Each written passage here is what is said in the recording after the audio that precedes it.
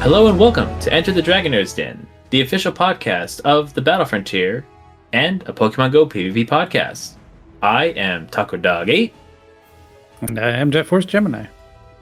And if you're new around here, we just want to say welcome. You join us in the middle of our playoffs of some amazing coverage that is the grassroots PvP known as the Battle Frontier. Show 6, pick 3, get some friends, get some buddies, heck, even get some workmates and make a team and go full send. If you're not new around here, we finally made it to the middle of the playoffs because Niantic can't stop Niantic. Second week of the playoffs. The third week of the playoffs. You know, we're over that halfway point. I hope not. Technically, we should be in the final week of the playoffs, but Niantic's got a Niantic, and you know we can't keep what's the word? We can't keep poking the bear at Niantic because eventually they're just gonna, you know what? No more PvP, and we're gonna go no, and then their game will die overnight, 100% full stop. Yeah, it would be a even worse look than, well, the looks that we've received recently. It would make the Avatar update look normal, look like a good thing. That's how catastrophic the end of PvP would be. I said it. Before we go any further, Jet, how was your week? It was pretty good. I was on dog duty this week, so I slept a lot today. It was quite an adventure, but we had a good time. We survived. I finally got around to starting / reading a nice little fun book and would recommend. It's called Legends and Lattes. Ooh. I don't believe I heard of that book, but if you recommend it, I am going to say I'm going to recommend it with you, even though I have no idea what the book is. It's a good little cozy read, and I don't know about other people, but I kind of need palate cleansers, especially like between more of the heavy stories where it's just, and depending how long a series is and just like how attached I get, it feels nice to have just like here's this little shiny light lift your soul a little bit. That's fair. And then game wise, it was okay, I guess. Like I feel like not a lot happened, but I'm glad some people got to have their matches outside of crazy bugs, and I'm looking forward to hear how your week went. My weekend was honestly relaxing. Like I felt like last week kind of kicked my butt a little bit in terms of, you know, just dragging. I think it must be because I'm training the new person, so I'm not doing like all the work I'm used to doing, and I had fun with it. Now it's just like I get to sit in the corner and make sure that they don't do something wrong, which they're learning, and that's good. Saturday and Sunday, I did not touch Pokemon Go at all. Like, I was knee deep and just not. I needed just to check out of the game, so that's what I did. I built some other stuff. I built some teams for Regulation G for the video game side, and then I finally finished building my deck for the TCG side. So I guess now I can play all 3 games, and that's gonna be very fun, quote unquote. Supposedly fun. I mean, the worst that happens is, you know, I'm bad at all 3 of the parts. Well, I guess I'm pretty good at Go. But like the TCG part, I just get like 0 points, and same with VG. You might need to start up some separate notebooks just to track how your current builds do, I guess. Yeah. And then, you know, we had to do the stereotypical Midwest thing. We had a tornado warning over the weekend, and of course it was D&D weekend. And so they said, where are we going today? We're going to North Liberty in the middle of a trailer park, which is like a magnet for tornadoes. That's the playground. Yeah, so we were playing D&D in the middle of a tornado warning, and it got bad for like 10 minutes, and then didn't bother us. It did get cold though, so. How many how many people are in your group? There are, in this particular group, there's 7. Yeah, there's 7 people in the Iowa group. Unfortunately, I had to work something out with the DM. Like I either had to leave the group for a couple of months, or I'm just going to be playing remotely while I'm down in Texas. And then there's the other group that I'm a part of that I'm currently DMing. We're running the Dragonlance, the Shadow Queen book that came out, I think 3 years ago. And that's the one we're doing with my buddies back in Texas / Georgia. And we're having a blast with that one. I didn't know Texas and Georgia shared a border. They don't. I got a buddy out in Georgia. I got a couple of friends out in Texas that are all, I guess, I mean, Texas is massive. There's 2 time zones in it.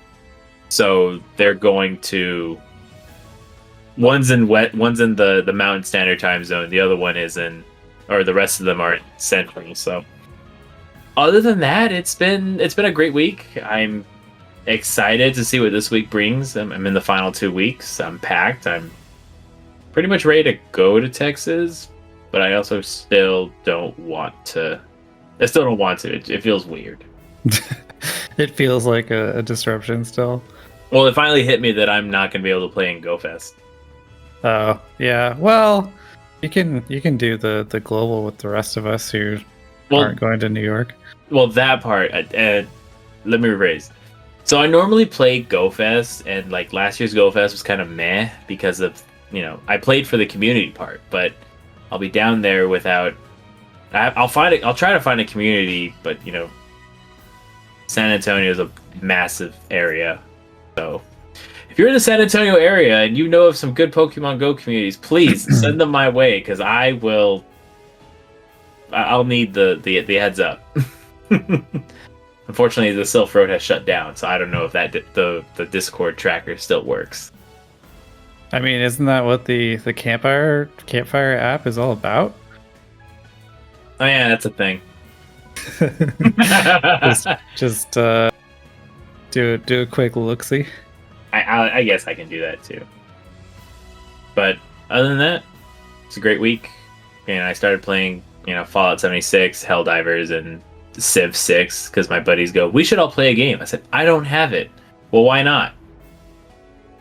Because I don't have an excuse for it. I just haven't bought it. And they're like, okay, well, here you go. And they gave me a $25 gift card. They said, go buy it, because there was a sale where you can buy all of Civ 6 for like $25. And it's like a $300-ish purchase for the base game and all the expansion. So I said, oh, thank you. And they're like, now you're playing with us. You have no excuse. Yeah. Congratulations. You're being saved. Please do not resist. Yeah. So that was my week. In a nutshell. Anyway, the reason I asked why or how many people were in your group is because anytime you have to manage to get 4 or more adults together at any given time, I feel like it might be worth taking on Mother Nature just because of the efforts that already go into making sure that everyone can be there in the first place. Honestly, yeah, the biggest,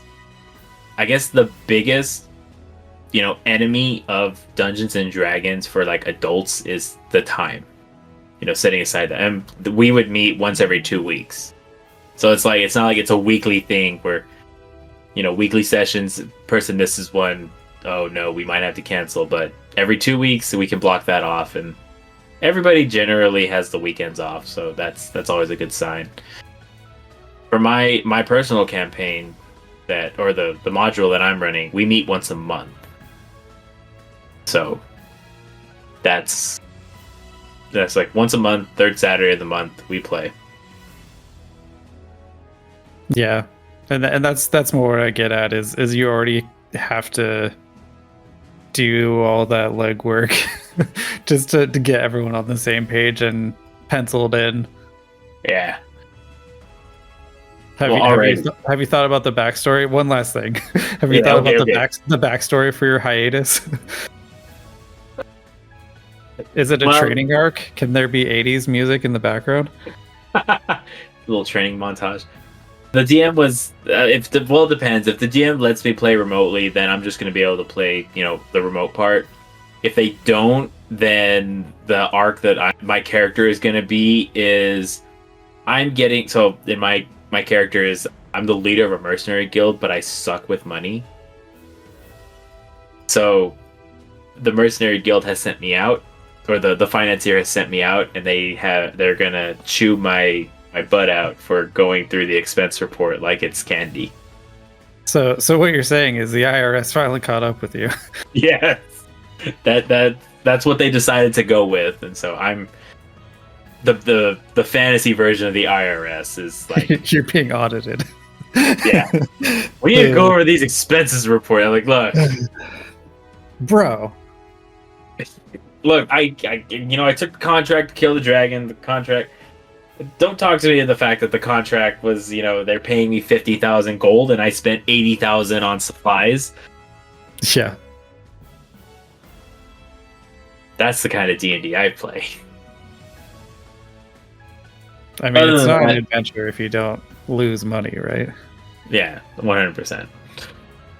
But other than that, we got to get into some news.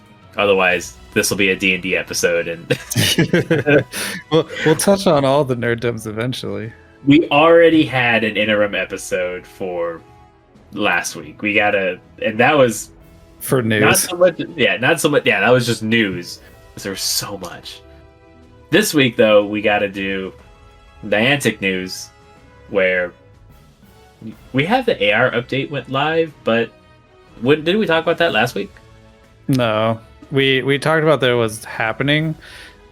I had it because I went to feed my buddy and it had turned itself back on, which is probably my favorite part of playing a Niantic game, is when they turn things off or on for me and I have to go change it back to what it was. The increased time for your buddy to make it in the middle of the screen is very frustrating to me. I was actually very okay with the green pocket universe that we were using to interact with our buddies for a little bit there. Yeah, same. I'm gonna miss it. And I mean, I know I can use whatever it is, the quick treat, and go to it whenever I want, but it's not the same. We can't do the other stuff when you're there. Like, why can't I just do all the other stuff while I'm there? Because that would make too much sense. This is a Niantic game, and we got to break it at least two or three times. Yeah, they clearly want me to use the camera part, but now I'm also far enough away from saving pictures that way. Like, the only ones that I ever actually kept were when I had pets in the background, where it's just like a glorified dog picture. Like, okay, yeah, you can stay because my dog is in this picture, but now that I have even the option for automatically saving the photos off, like, I'm just gonna leave it off. Yeah, it's fair. So I've kind of liked the new update with this one. I've kind of been playing a little bit with it. And then for spawns, do you just have like biome spawns, or the spawns in the biomes are actually reflective of, the quote unquote biome that you're in?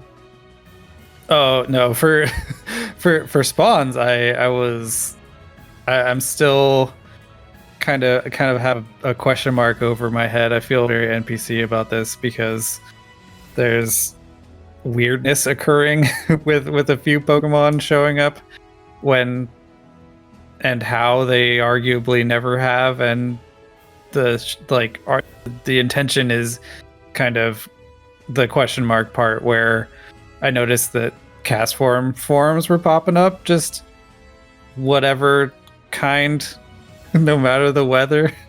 It was kind of postal servicey, and I appreciate getting the chance to see some of the icy cast forms around because I never get them locally until now.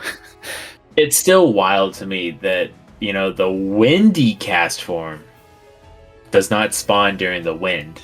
Yeah. But it'll spawn in a snowstorm. Yeah.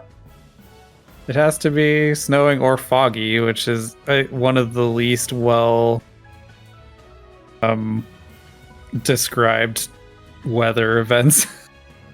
Yeah, and I get castworm spawns for 3 months, but I can probably only play for like a week because of the snow.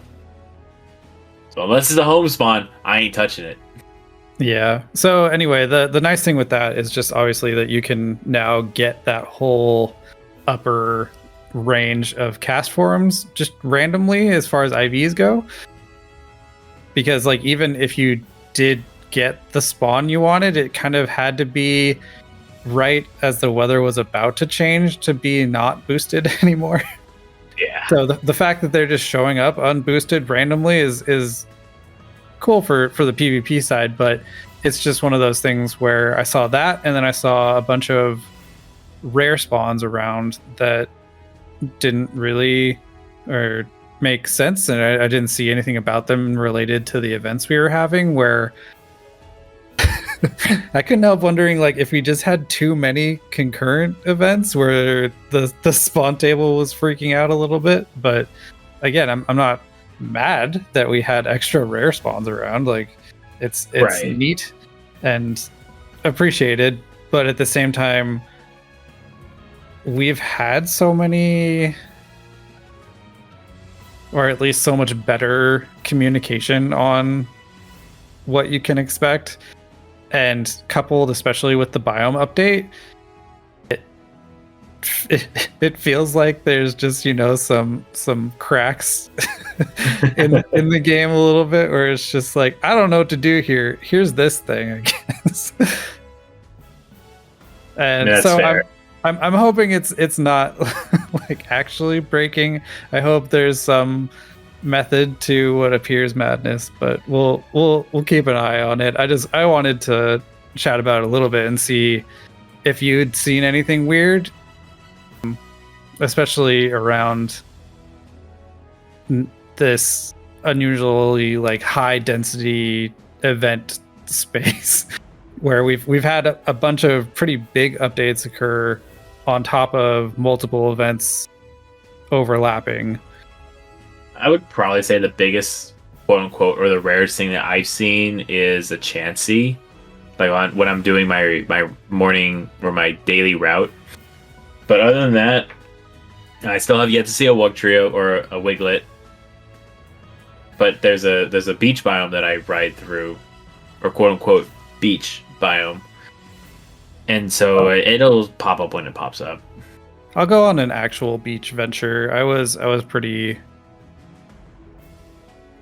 light on the game this past week, also just with the 3 dogs. But yeah, as far as what I've heard about Wiglet specifically, the spawn has to do with being near water that people can swim in. Was like the description that I heard somewhere. What about water that people can fish in? Well, and that is the question, right? Like so like my local tiny walking lake thing, I've been around a few times, and while it's clearly a water biome, like there's Goldine and stuff all over the place, and yeah, there's some of that too that is a little bit like question marky, just because there's the Kanto event happening. So it's just like, okay, is it a water filter on top of this other already like boosted Kanto chance that is spitting out these Goldine, or is like Goldine something I can expect to see? Is kind of the going forward question that I have for a lot of this stuff. But point being, when I've gone over there, I get the background for not the beach, but it, like the one that has like the water and like the mountainy background. Okay. So I think that might be the difference maker, is unless you have like that sandy foreground, I think is what it looks like for the actual beach one, instead of just water in general. Yeah, there's a pretty big beach biome over on the other side of the city where I'm at. And people, like when you brought up the thing that people can swim in, people used to be able to swim in that lake. And then there was an algae incident, and they said, don't go swim in that lake anymore. Which, Flesh-eating bacteria. Ugh. Yeah, it's like, I'm not a scientist, and nor do I claim to be a scientist. Is there anything you could do to, like, make the lake swimmable? I really don't know. Well, it's likely an investment issue at that point, right?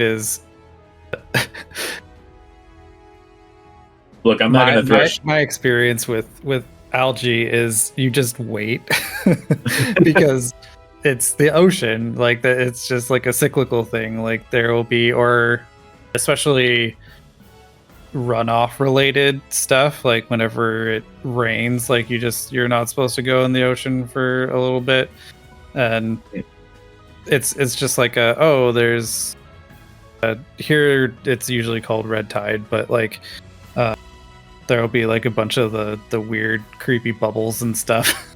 Or just like you wouldn't even really want to swim there anyway. Like there's just the vibe is wrong. Well, see, like the problem with this one is the city spent a lot of money to make this a lake with sand so people can swim in it, and like we only got to swim in it for about a year before they said nope, don't swim in it anymore. I feel like it's a giant waste of money. Yeah. Well, and my car brain inside of me is like, car enthusiasts, we spent money on this. What's gonna fix the problem? Spending more money on this. Yeah, there's a sunk cost fallacy occurring here. Yeah. This is why I'm bad with money. Let me rephrase. I can understand why people are bad with money. Yeah. I'm pretty decent at money. My job requires that I be decent at money. So yeah, that was just what I wanted to talk about with the spawns, is just to acknowledge that there is weirdness occurring and to kind of just keep an eye out. Ooh, wild Gengar somewhere. That's Ooh. Neat. Not getting it, but wish it was a house spawn. It's That'd fine. Be pretty neat. I guess the other spawn thing, just before we move on, that I got some confirmation on is just that the Lake Trio are out and about again in Shiny. Oh, neat. Because, they may or may not have been off for a little bit there. If they were good at PvP, I'd probably care about them a little more. Yeah, well, and if we hadn't just caught however many, because they were actually way easier to catch for the events that they were in than anticipated. Yeah. All right, I'm going to bring up the big old May content update on this nice little slideshow I made. I spent so much time on it. Please put it on the good things shelf. Well, and seeing Suicune, that was the one thing that I did want to do this past weekend, was some more Shadow Entei, and I didn't end up doing them, but it's like, okay, they'll be back. This is fine. Yeah. I mean, Shadow Suicune is still a pretty okay raid boss. Like, Suicune's good in VG. Well, it was good in Regulation F. I'm not sure if it's still good in Regulation G, but that son of a gun is bulky. You don't even need to put an assault vest on it either. Just set up a calm mind, watch it go burr. And that's the tricky thing for us, right? Is compared to Raikou and Entei, which you could reasonably duo, you're back on a Mon, the bulkier Mon, and it's a Shadow. Friend. Yeah, you need to be a little bit more intentional about it if you actually want to do it. It's not so much like the Shadow Lugia bulk, but it'll be a bit of a challenge. And of course, just a little tougher than what we've had recently, like as far as stuff that you might actually want to raid. Yeah. And then this one in particular, we've got the 2 new raid bosses for the first time since like 22. For a little bit, yeah. Yeah. We've got Blacephalon and Stakataka. I think these are the final two Ultra Beasts that are like quote unquote raid bossable. And before people go, but what about Naga, whatever the heck its name is? Since we got it as a research, I'm going to say we're going to get the second part of it. We're going to get to be able to evolve it at the end of this month. So everyone's going to get one.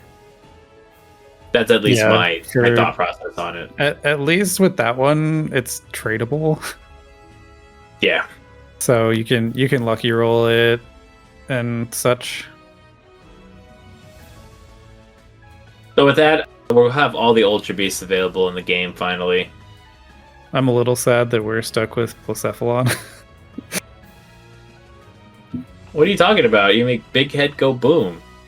Niantic's based in the West Coast, and they've kind of been clowning. We've been clowning on them for like over a year now at this point. Or we've been hardcore clowning on them for over a year.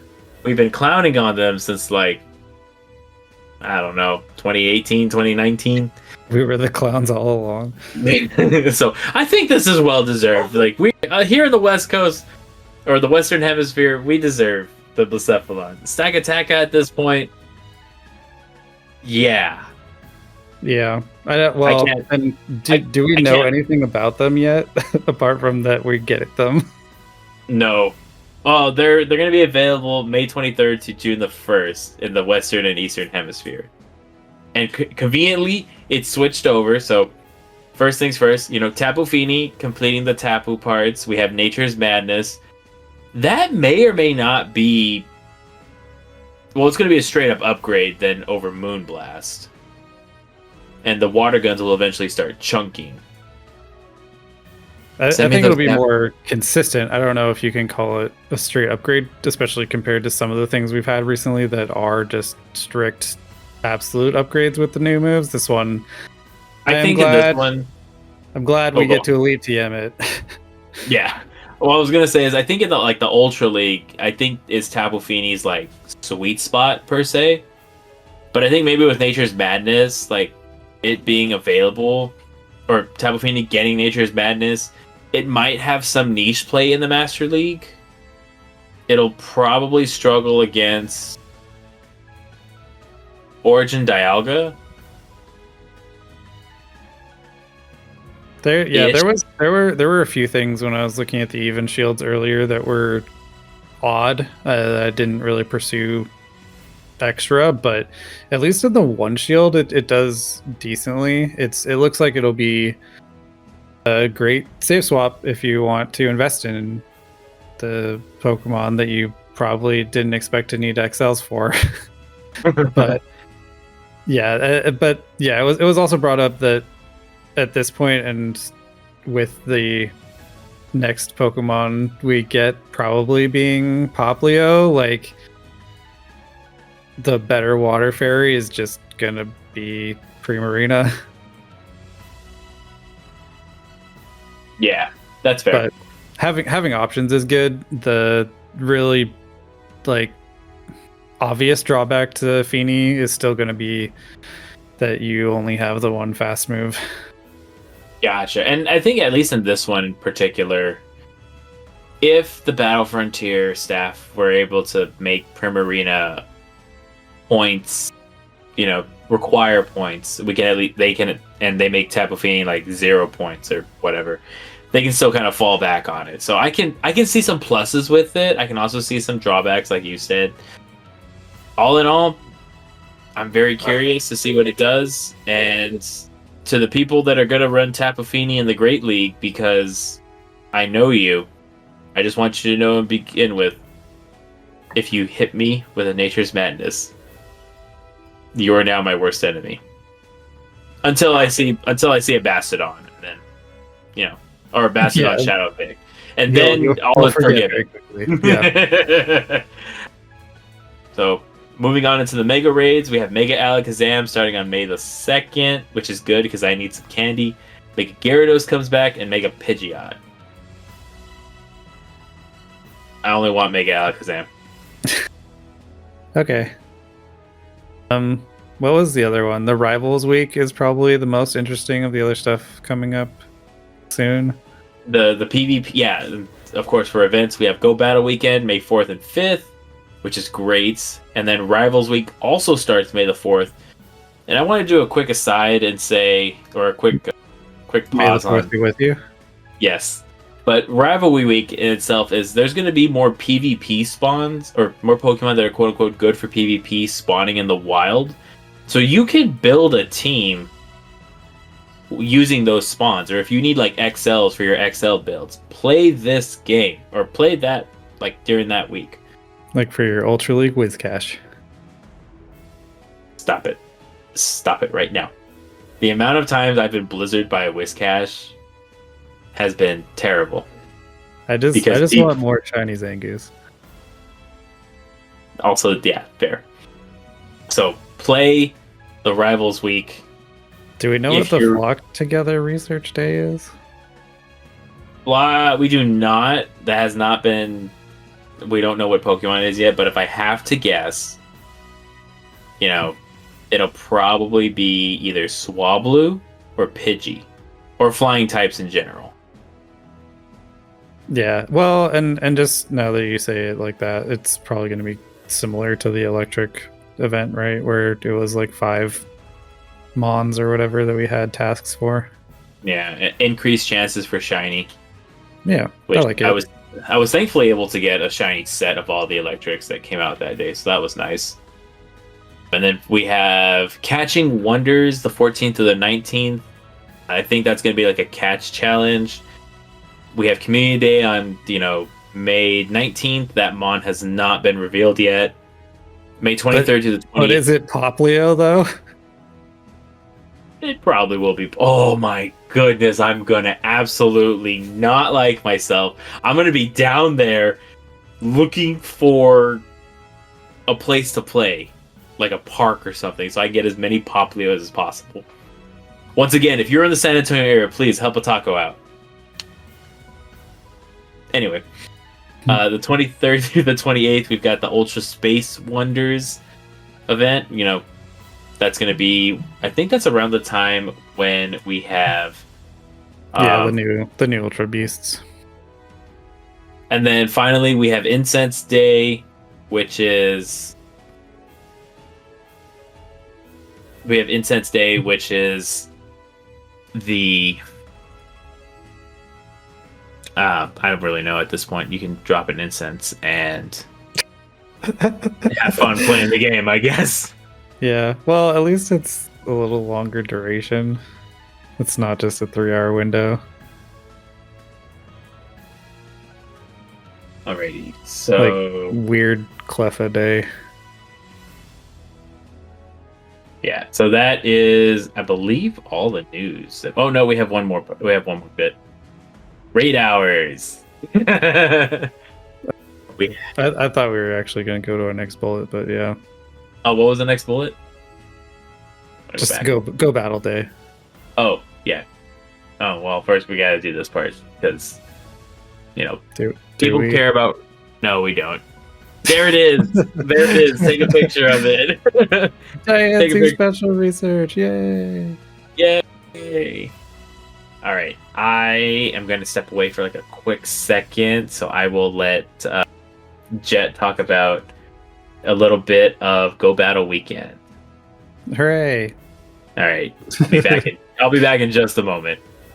Alright. Well, thankfully we know the deal for Go Battle Weekend.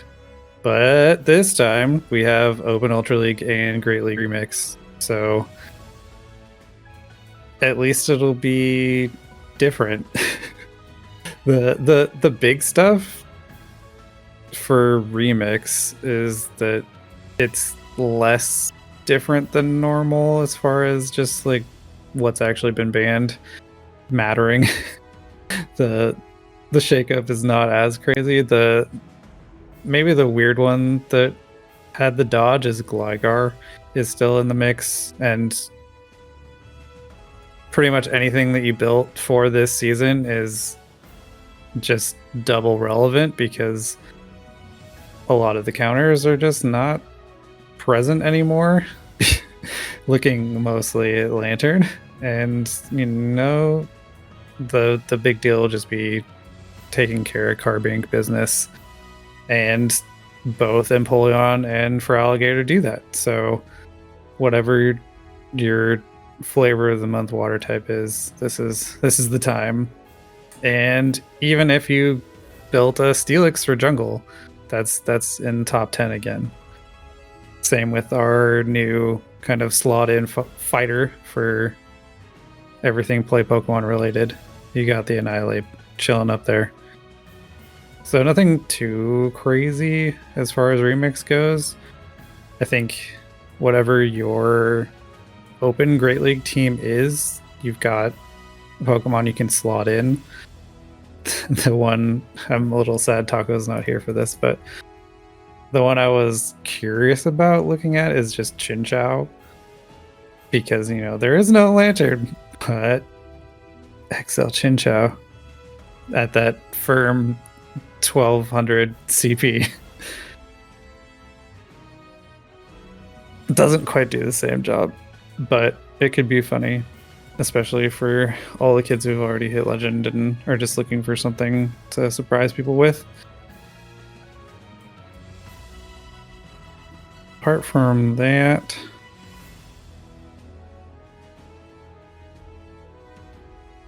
I wonder how new Victory Bell does. That's okay. It's doing its same stuff. It does take out most of the top things except for Mandibuzz and the aforementioned Gligar.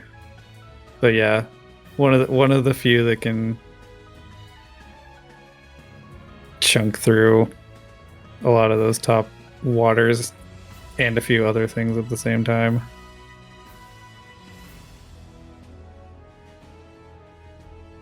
Other honorable mentions, Walrein is surprisingly high. Poliwrath looks like it's on a lot of the, so it's at 32, not too bad. But you're still, even with Scald as crazy as it is, you're still not beating Carbink. Is that true for all evens? Now I must know. Oh, Are you talking about the Open Great League? No, I'm talking about Remix. Oh goodness.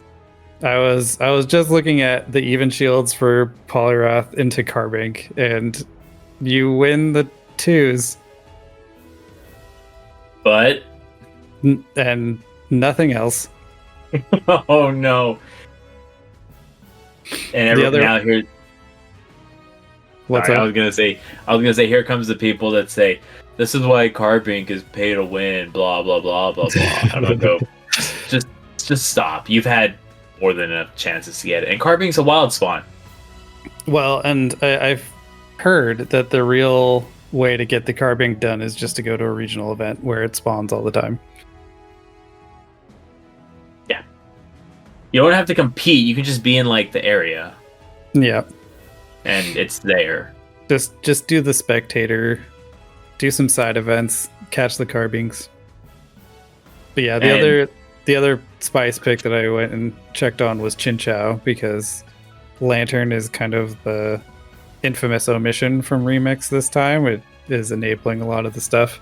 It doesn't look good, is all I'm gonna say, but it's funny. Chinchou has Spark, Thunderbolt, and Water Pulse, like.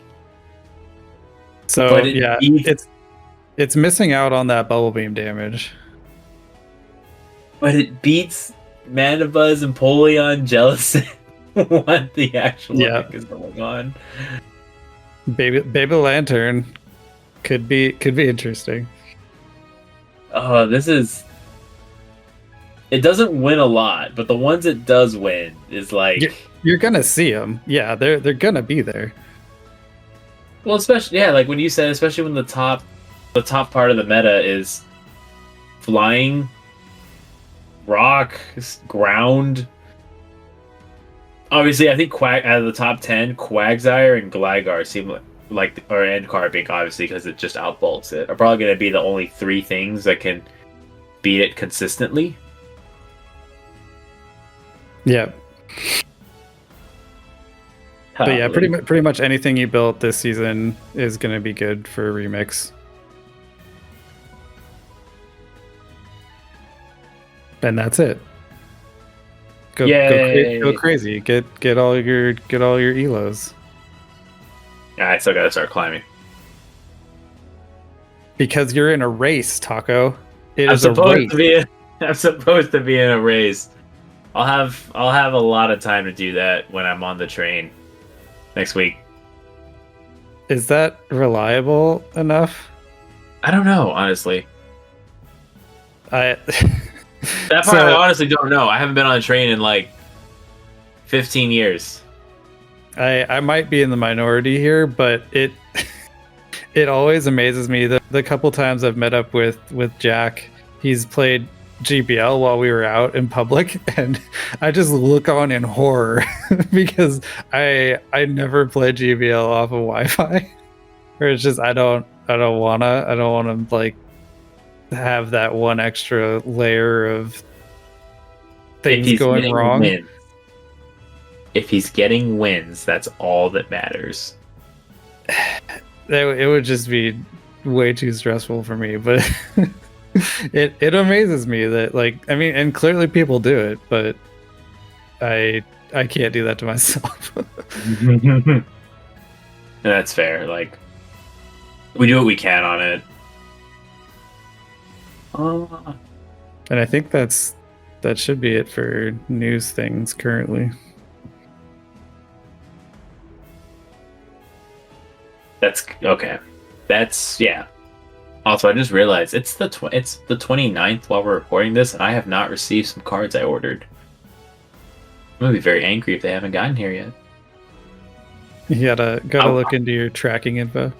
I do, and I will get that track. I'll do that at the end of the podcast, at the end of the episode recording tonight. It's not important right now, but what is important is at the 11th hour, the meta usage team came in clutch and gave us meta usage stuff. So therefore, oh wait, before I do that, I was gonna say, did we do that? There wasn't any new news for the Battle Frontier that came out, thankfully. Thankfully. Just that we should be on the 1 week schedule for reals this time. Niantic, I hope and pray. Yeah. Do not F this up. Alright. Now the usage pops up. So of course, for some reason, I'm still having issues getting, just for the week, so we're gonna talk about the overarching one, but for week 2 specifically, Cresselia was the second most used Mon at 36%. Skeledirge is up to 40%, which brings its cumulative usage up to 25%. I don't know what's going on in the Open Great League, but have people found a way to make the Crocodile go burr? Well, the other one that's up is the Shadow Quag, and I think we'd mentioned before that the top 10 was kind of minus a Mudboy in playoff week 1, and it looks like they figured out how to get one in there. And there it is. Yeah. It jumped. I guess Skeledirge can be a really good answer to Cresselia if it's not running Future Sight. If it's not running Future Sight, but it's still neutral. The Incinerate's still gonna hurt Galarian Stunfisk for a decent amount. Disarming Voice can hurt Shadow Dragonair, but you still have to watch out for, Aqua Tail. I don't know too much on the Altaria matchup with Skeledirge, so I can't comment on it. And then it's not great just because you're getting chunked the whole time. okay. And then Skeledirge versus Vigoroth, you have to land a Rock Slide to be remotely doable, otherwise GG no re. If I'm reading that correctly.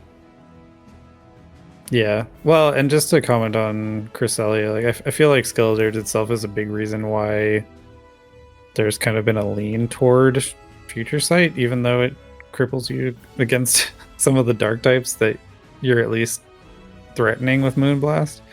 Like obviously Battle Frontier is a little bit of a different beast than OGL in general, like when you're just kind of locked into your moves. But yeah, the Crest being able to hit some of the newer stuff that otherwise resists its full move set.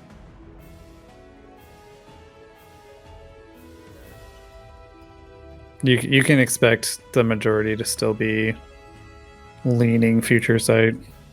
That's fair. And especially with like, you know, if you run Future Sight, you can still hit Clodsire for pretty super effective damage. Yeah, exactly. And just because the grass knots don't really get you there.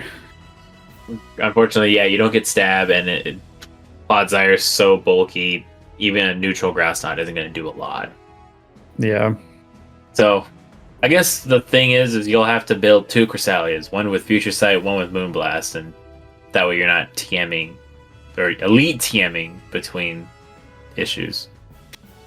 Those ones don't elite, it's just grass knot. Oh, yeah, let me rephrase. Grass. Okay, so you'll just be TMing. It's the double nuke one for Ultra, which is where I feel bad because they kind of do need two Cresselias. Yeah. I said it last week, we just replace Ultra League with Little Cup. I mean, if you're going to go that far, it might as well be level 1 only, right? Look, I know how to fight in the level 1 cup. Like, like full stop. I know how to fight in the level 1 cup now. I know the meta. Now let me fight in it. You can do whatever you want in the Iowa City server. Oh yeah, I run the battle stuff with it, but I'm gonna need to find a replacement. I'm gonna need to find a replacement soon. Anything else standing out in open Great League land? No, I'm ready to move into Enchanted. Okay. Honestly, like I think the meta has kind of settled down to the point where we can kind of lightning round through it, for lack of a better way to put it. Oh, I caught a Pidgey. A bad Pidgey. Anyway. So in the Enchanted field, we have Annihilate and Galarian Weezing both at exactly 50% usage. Tapu Fini's at 44% for week 2. But there's still, well, actually, Annihilate stonks are going up. Skeledirge is at 40%, but that's still like the top 4. One Pokemon that we're not really seeing a lot of that is like one of the main, like, quote unquote staples of Enchanted, I'm seeing is Licky Licky.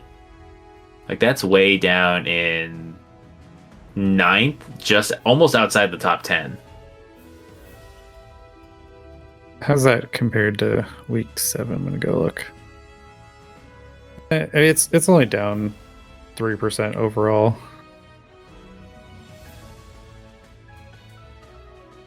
I was gonna ask, did the fact that well, Licky Licky's at 36% in week 7. Yeah. Battle Frontier, did you crash on me? No, we're just both looking at it. Oh.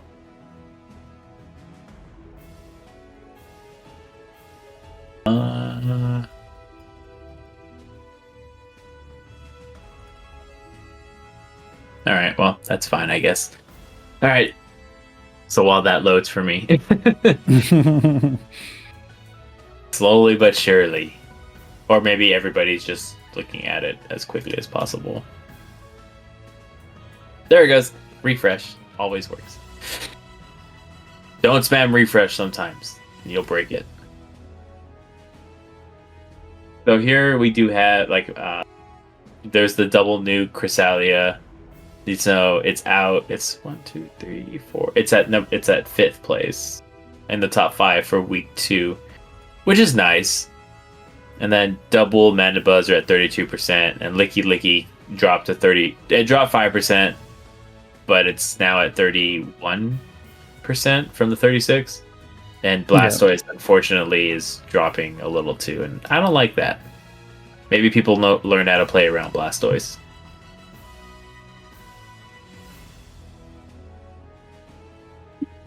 Overall, our top 10 looks very familiar. Yeah. And yeah, we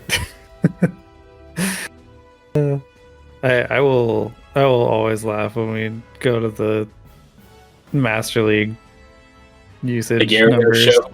Yeah, the Gyarados number just all on its lonesome up there. Like, Gyarados was at 78% usage last week, and this week it's at 72% usage, and it's still number 1. Well, it's number 1 by 30%. Yeah. Yeah. Okay, I'm gonna say it. Can we make Gyarados a 1-point pick next week? It's not a real dragon, and therefore, yeah, just next week. Next cycle. It needs to be kneecapped a little bit. Like, a meta that is, Zygarde Complete may be eligible for the Master League, and Gyarados is right there, so we might see more Gyarados usage.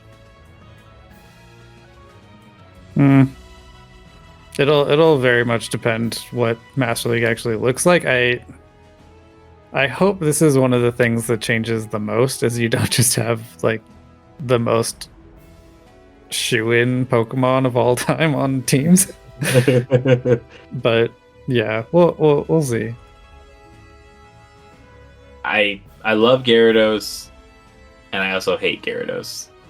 Like, the Hundo eludes me. I have 3 98s, but no Hundo. All have 15 attack though, which is fine. Like, I never have to TM something away. It's just a matter of maxing them, which I don't want to do. Bulu didn't make it up to 13%. Bulu is at 13%, which places it on. It's not even on this list for the for the overall usage throughout the cycle, which is understandable. Yeah, that was just courtesy of its new move, right? You kind of needed it. Yeah. Primarina stonks are going up, or no, Primarina stayed the same at 16% usage, but Lugia, Mewtwo, and Hisuian Avalugg are all moving up, especially Therian Landorus, but Florges, Metagross, and Virizion are going down? Why would... is there anything that's going to stop this Gyarados is all I'm going to ask. I think it's just too convenient. It's a flexible Pokemon. Yeah. Mega Slowbro is now still the premier Mega user, but Mega Ampharos is right there with less than 1% usage.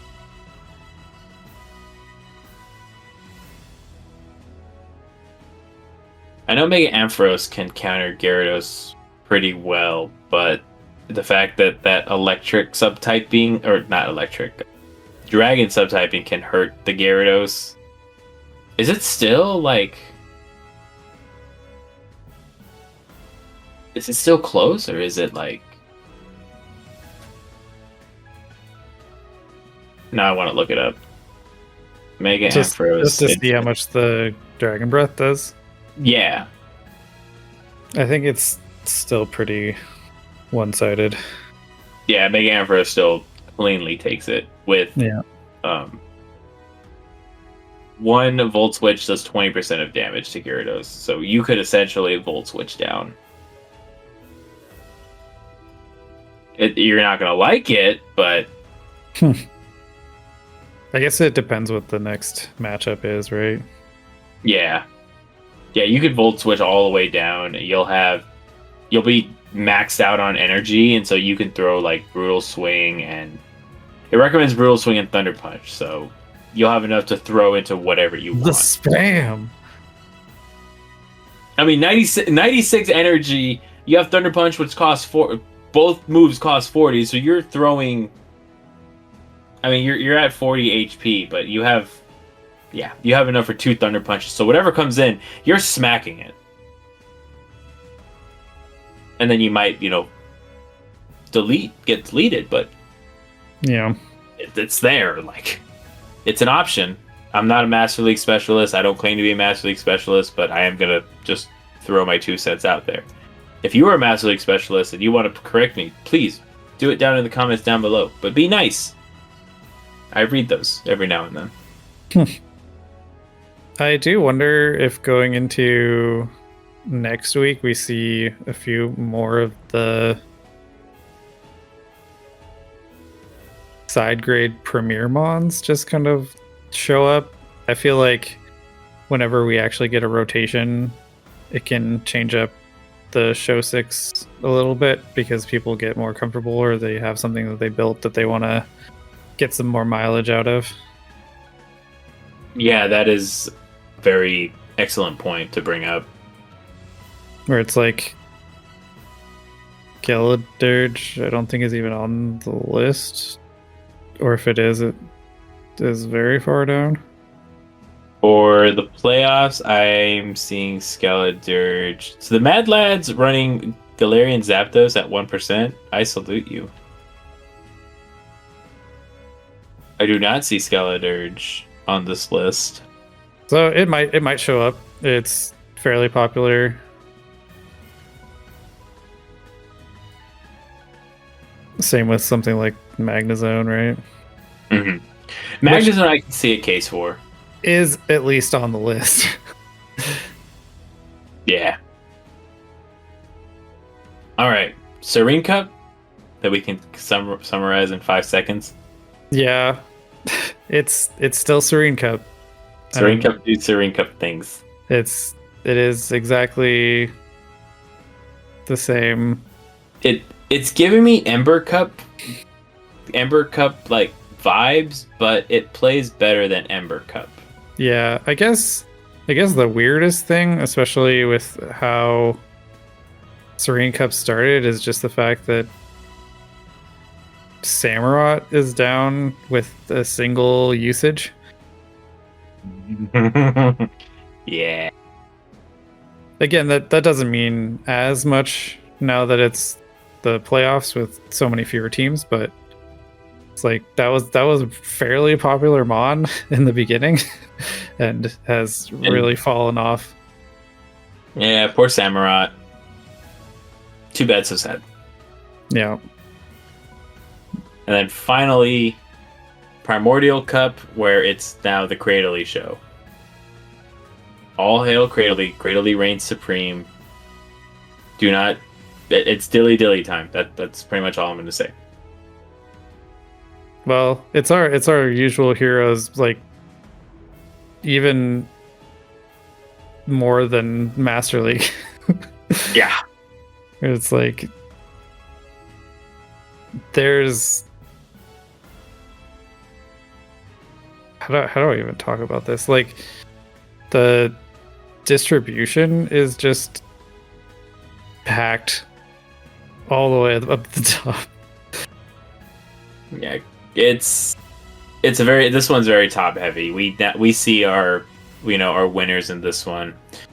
Cradley with Grass Knot and Rock Slide. I was gonna say Stone Edge for a second, but the other one, you're hitting everything except Hisuian Quillfish.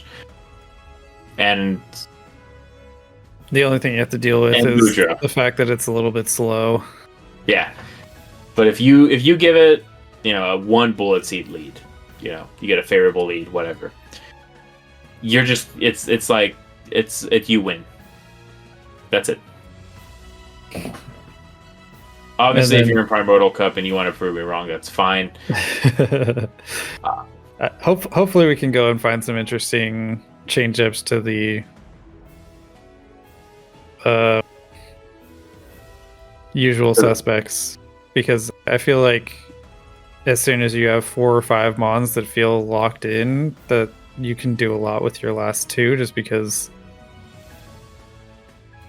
your bread and butter is already there. Like you might as well throw in something that is a little bit of a weird core breaker, right? Yeah, I do want to give a shout out to fellow teammate Fish on a Heater on the Dark Knight. That Mad Lad used Flygon pretty much the entire time, and I loved it. I loved every second of it because he would just get wins with it. So shout out to you, Fish. Yeah, well, and I think it's a good read too, right? Like it has a couple big issues with some of the very popular Pokemon, but yeah, ice types and dragons.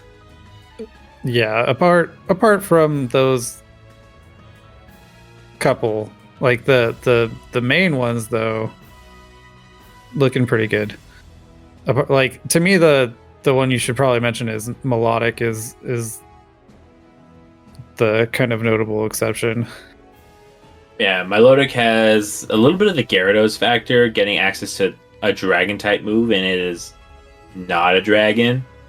So like if you throw a dragon move at it, it's just gonna shrug it off like, fight me.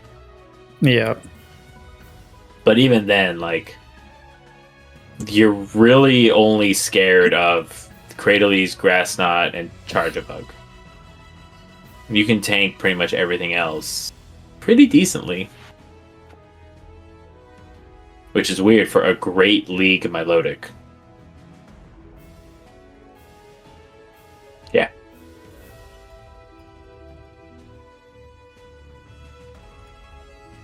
Okie dokie. Jet, do you have any final thoughts on the usage before we get into the scores? I was just thinking about how Flygon is nice because if you don't need it for dragon damage, you have the rock and ground coverage that gives you an edge. Like even if you're in a spot where you know that an ice type is coming back in, like just the fact that you could potentially run a Stone Edge on it is tempting, yeah. Right? Like just the fact that you could get them that one time. It's very much go for it in the second. Go for it during the second game if you've won, or pull out that trick if you need to get back into the game. I don't know. I think you can get away with some of that stuff game 1 because then that like you're immediately in the mind game for game 2.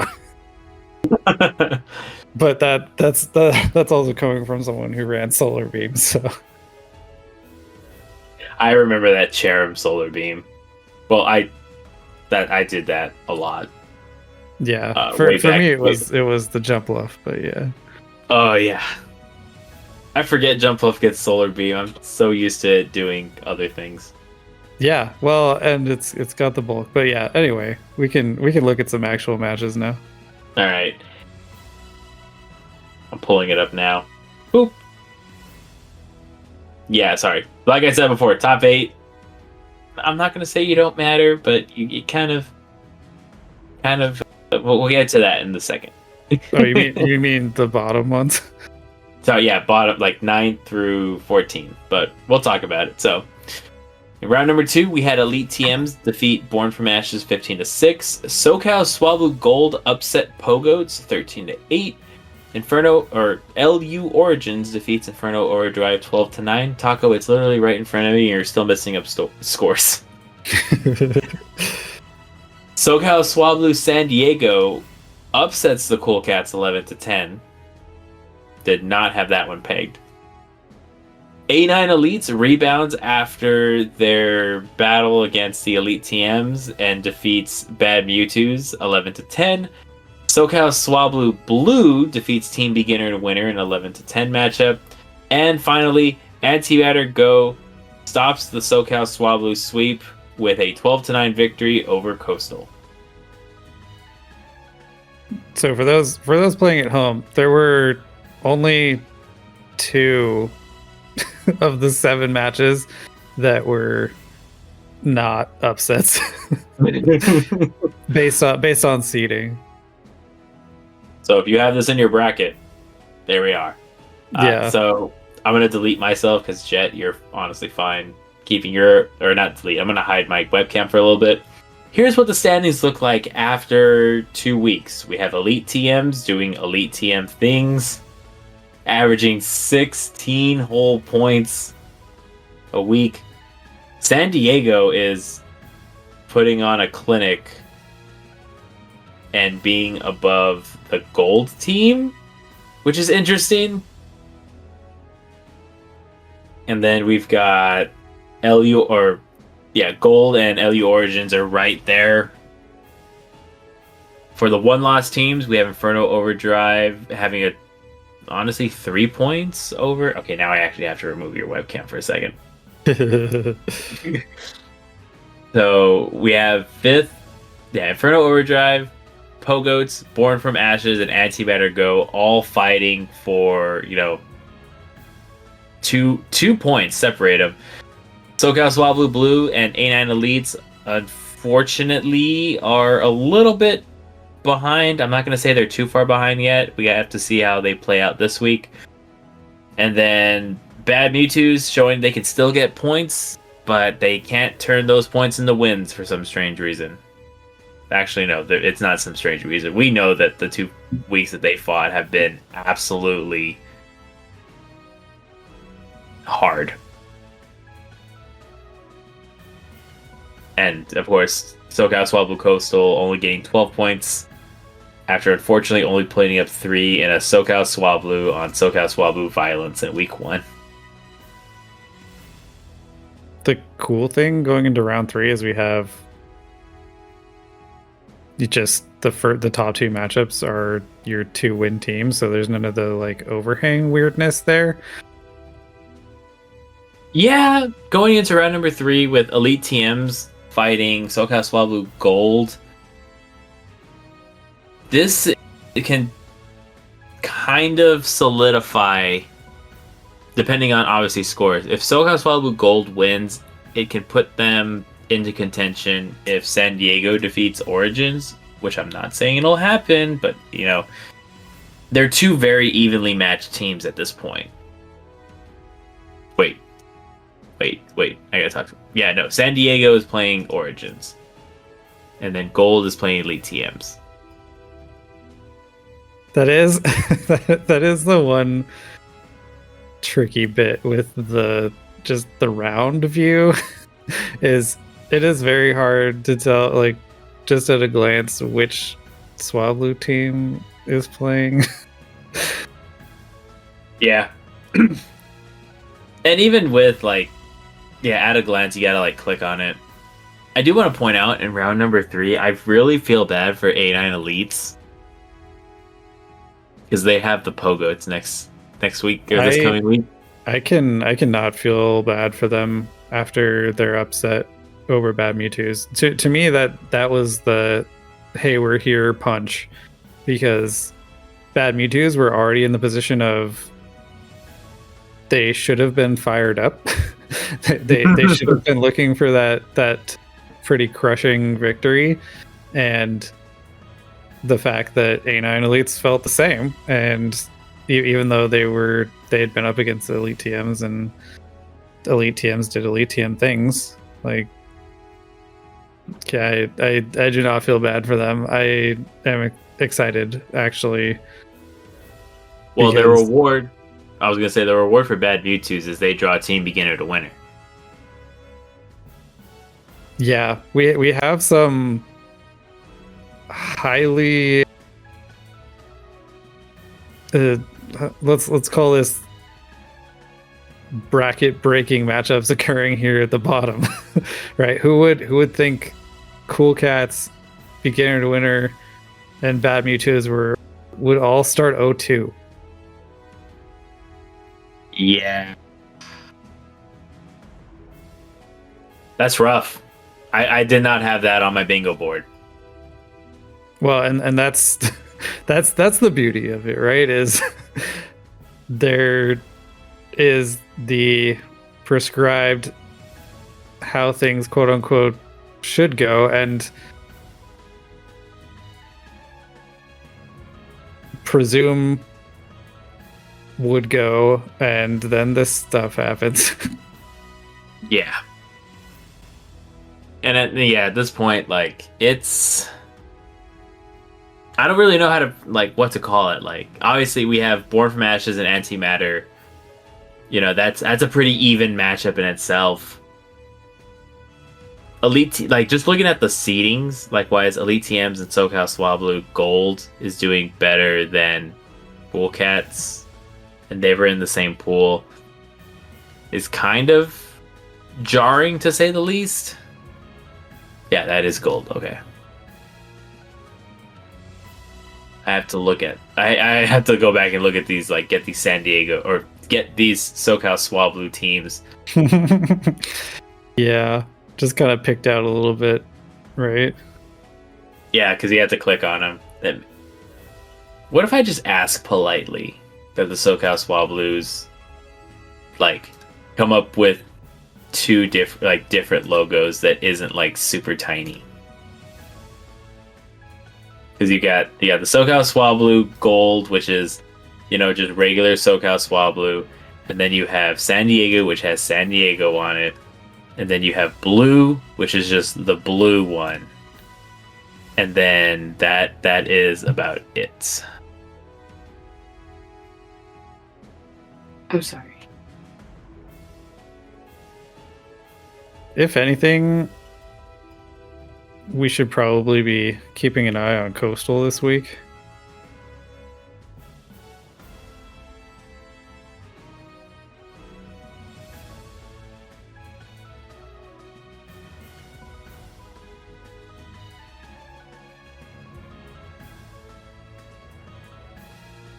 Because if Cool Cats are going to wake up, it's going to be now, right? I would hope so. I really do. With Cool Cats, because one, I want them to be successful. Two, I don't want them to be in our bracket.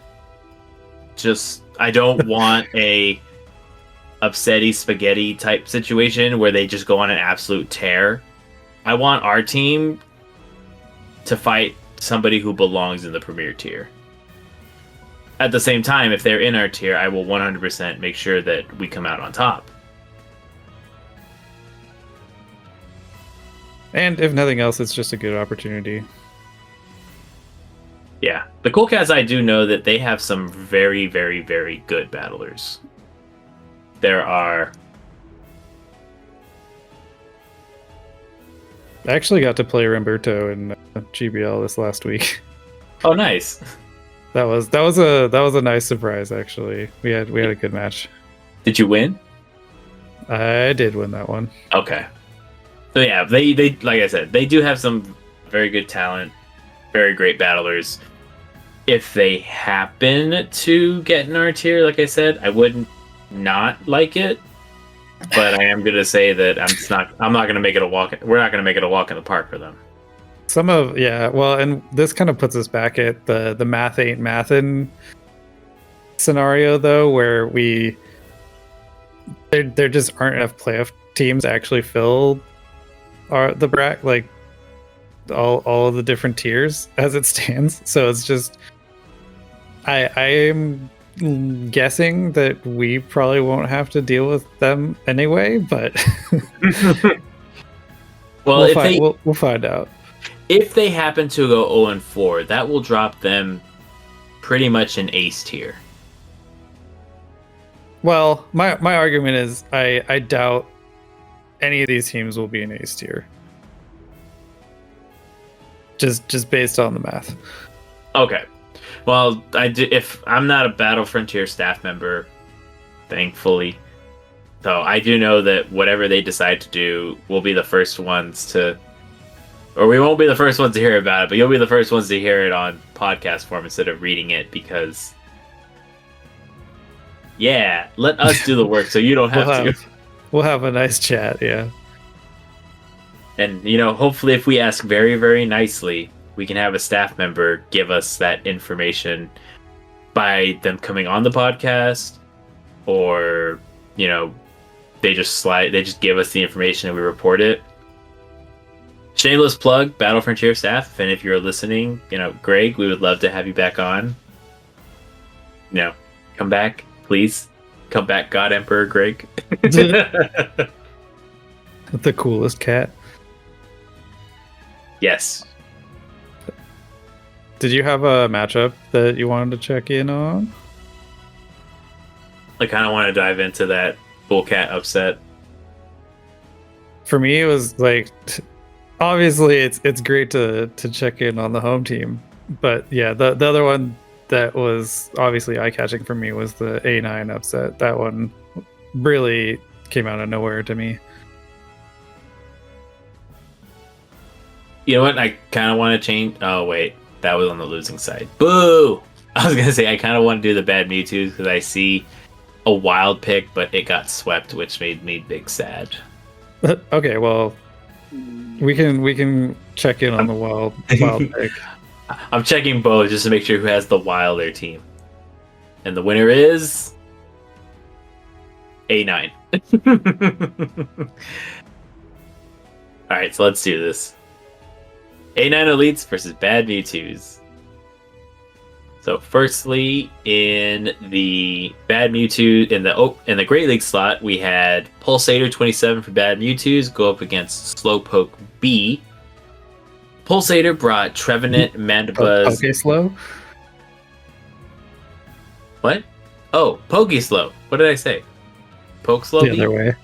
Oh. Okay. So Pulsator brought Trevenant, Mandibuzz, G-Fisk, Poliwrath, Clodsire, and Pidgeot.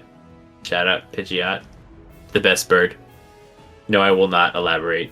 And Pokeslow brought Vigoroth, Galarian Stunfisk, Pelipper, Dragonair, Clodsire, and Mandibuzz. We can talk about Pidgeot, that's all I care about. But it didn't look like Pidgeot had a lot to do in this scenario. I mean, it's not terrible against anything except the Galarian Stunfisk. Would you actually believe that if you land a Brave Bird on a Pidgeot, or from Pidgeot, you do about 40% damage? Yeah, well, and I feel like people have enough experience with Brave Bird now with the kind of prevalence of Skarmory that, you know, even in the bad matchups, that thing can chunk, and it's not even attack weighted, so enter Pidgeot. The best bird. However, in this case, you know, Pidgeot was kind of most likely a one-trick pony, unless they put Feather Dance and Brave Bird for that guessing game to kind of just be annoying. But even in this case in particular, I don't see enough to where, you know, Pulsator was able to get a victory out of this, aside from both of them running Mandibuzz, Clodsire, and G-Fisk. Yeah, well, and that's kind of where I start, is I check out the Mirror Mons and then see what else there is. Well, Poke's Mandibuzz looks a lot better into Pulse's 3 Pokemon that were different, with like either Air Slash or Snarl, and then getting off those Aerial Aces, as well as being able to withstand a lot of damage from everything that is not a G-Fist Rock Slide or a Clodsire Stone Edge. Whereas Pulse's Mandibuzz didn't really have any open targets. It was just like a neutral game for them. Yeah, with the pseudo fighter and no ghost, It's still the flying tank, and it's still relatively neutral. Mhm. It is. It's still striking to me how hostile Open Great League has become to flyers in general, where rock and ice just coverage moves are all over the place. even Yeah, even that's without even without rock or ice types, I guess is what I'm trying to get at is the fact that it's just there's always threats. yeah. It's very hard for flyers to safely get in, or you need something like Mandibuzz just to soak up that damage, and then swap it out or pivot it out into something that you know can take out the energy Drymon. So That said, you also get kind of a front row seat to why Mud Boys aren't as common, right? You have kind of the filler Mud Boys with Galarian Stunfisk and Clodsar. Just they're higher in the usage because they're less susceptible. They have the better coverage into the Flyers specifically. yeah, that is very fair. And then the one mon we haven't talked about on Pokeslow's team that I think throws a wrench is the Shadow Dragonair.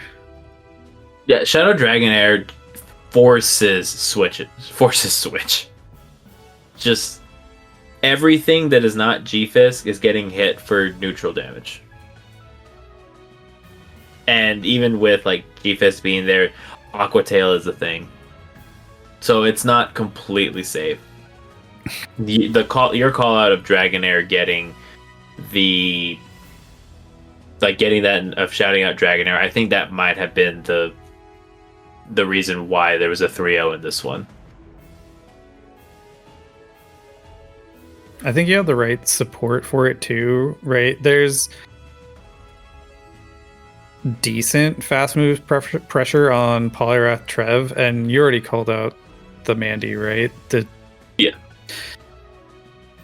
It's not super often that you kind of get the license to just go ahead and be Air Slash, but this might be one of those times. Yeah. Like you had like I had pointed out previously, Poke's Mandibuzz has that choice to do either, whereas Pulse's was locked into Snarl over like Air Slash in particular. Which I'm not saying is a bad thing, but if you're in a mirror match, and if you know what Pokemon or what moves that Pokemon is going to have, you are going to be at a massive advantage over somebody that's I can use either of these moves, and it can throw your opponent off. Which is why I'm in favor of like no team or like closed team sheets here in the Battle Frontier. Yeah, it's a different game, and you get to kind of get out of the cookie cutter mindset for a lot of Pokemon. Yeah. Well, all right. So congrats to Pulsator for taking a 3-0. Or sorry, other way. Congrats to Poke on A9 for taking a 3-0 sweep. Do you have any final thoughts on the Open Great League before we move on into Enchanted?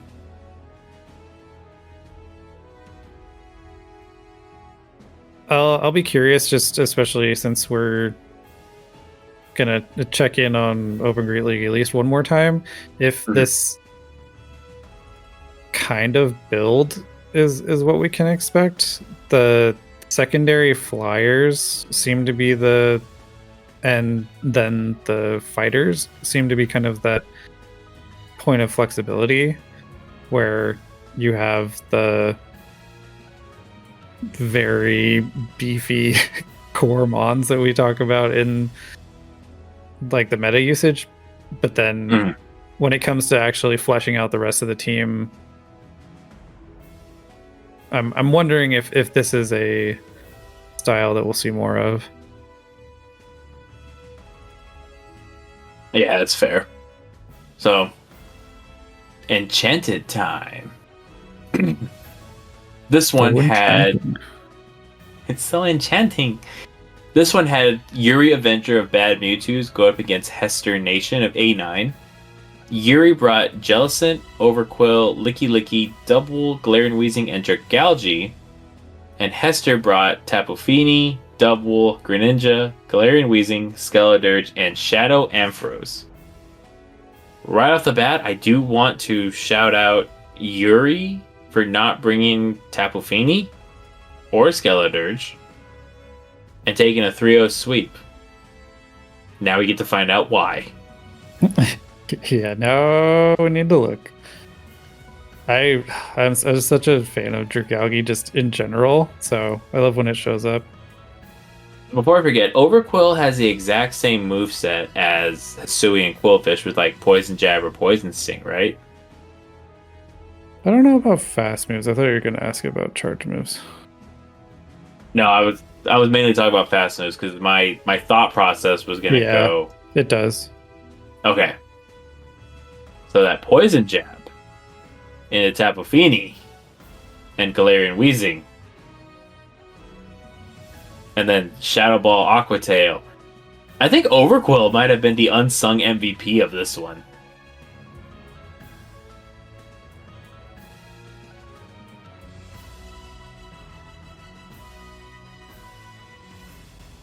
Yeah, you do not know what it could have brought. Yeah. I was just I was confirming that they have the exact same potential movesets, and they do. And Dragalge. Okay. So Dragalge's Dragon Tail it gets acid, but no one wants to run acid. Nah. I mean, there's still like obviously the Aqua Tail that you can use to try to get some damage on Galarian Weezing, but do you see a reason for it to run Gunk Shot? It gives you a way to hit Fini and Galarian Weezing.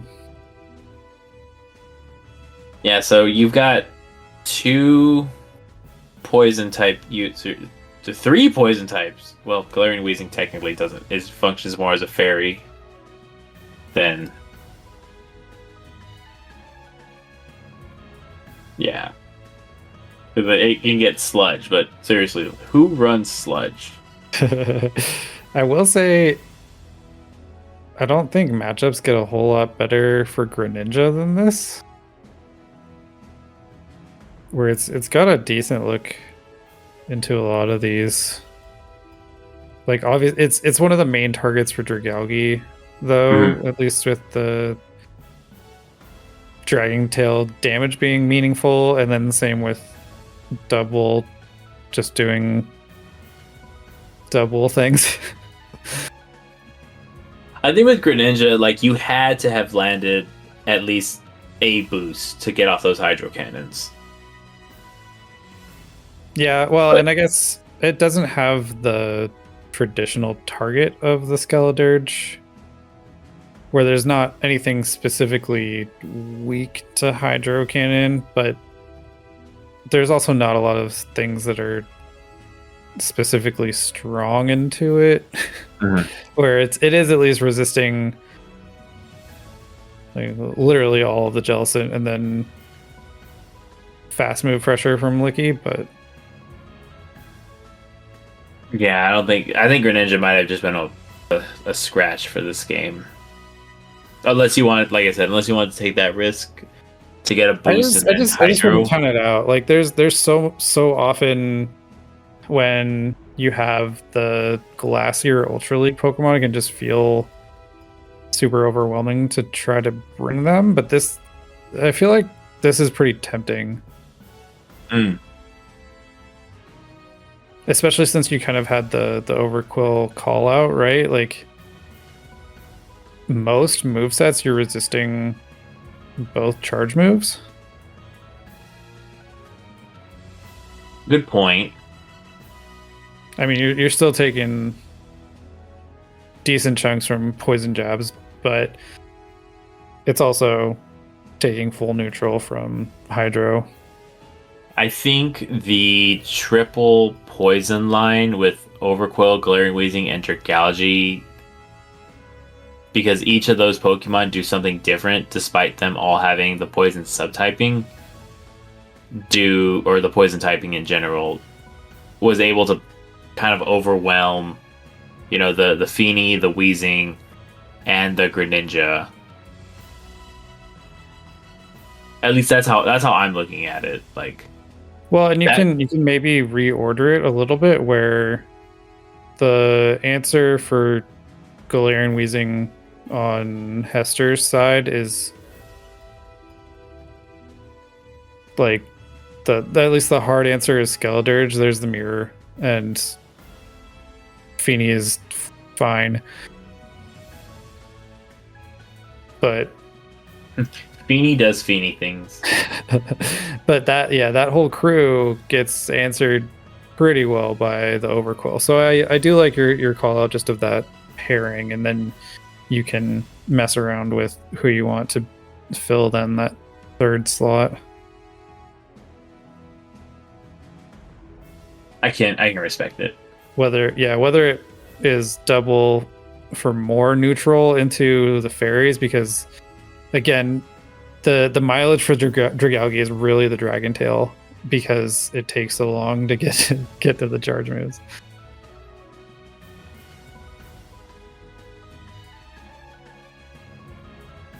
Huh. Okay. Interesting. Shadow Amp looks pretty good. I like it when it's not lined up against Dragalge. Yeah. And that's the thing, right? Is going into a double fairy team, you just can't safe swap the Dragalge, so that is kind of the asterisk on it, right? Is if you have it in your back line, it can only be a response swap. It can't be a you swap first kind of deal. And then unless you're running Gunk Shot, in which case even then it's really tough, because it takes so long to get to. You might not even get to that investment of the bait and the move. So it's tricky. It might have been like high risk, high reward type of situation, but like how you pull out Dragalge can be, if it's in the back, it's a response swap. I would probably make the guess that it's a lead, and then Overquill would be the safe swap, or the safe fit, or Overquill or Galarian Weezing would be like the safest swaps. Yeah, and yeah, that's the call out for the Overquill. I think is it's a good enough answer into enough of this team. Like, you can probably just have breathing room and decide which advantage you want to go into the rest of the game with. Like, not having one of the poison darks, I think, was tricky here.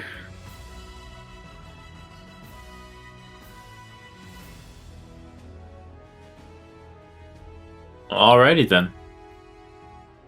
So congrats to Yeri for taking the 3-0 sweep on this one to kind of even up the score. Master League? Yeah, let's see the Gyarados. What? No, Gyarados. Yeah, this is a very wild one. So we had Charlie. That looks, yep. I'm gonna say Charlie. On Bad Mewtwo's go up against Blue Nation. Charlie brought Mewtwo, Lugia, Heatran, Florges, Mega Venusaur, and Haxorus.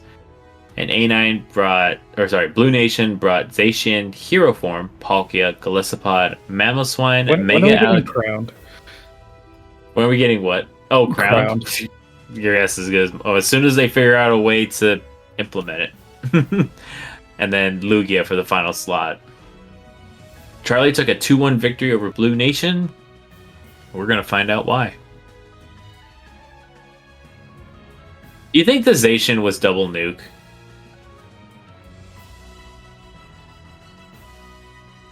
I don't see a good play rough target other than the Haxorus.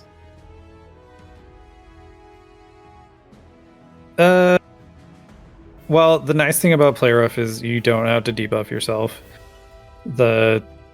So even something like the Florges and the Mewtwo, and the Lugia, it's fine. Where even when it's neutral, it's sometimes better just to be able to stay in a matchup, like, and just not like lose switch or have that pressure of the double.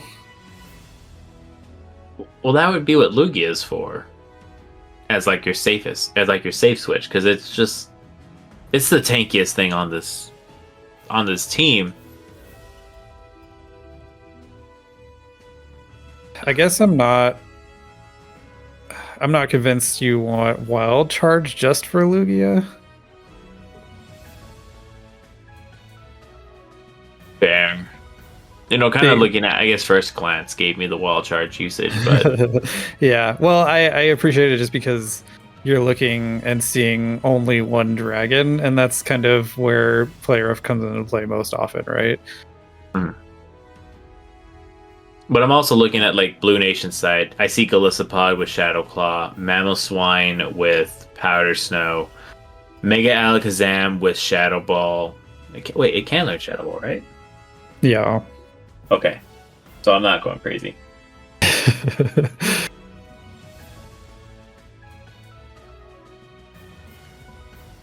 Yeah, Fire Punch, Shadow Ball. Do you even want to put run counter on this one? I would probably guess Confusion would be a better move to run. Or Psycho Cut, but Psycho Cut, yeah, Confusion is just so clunky.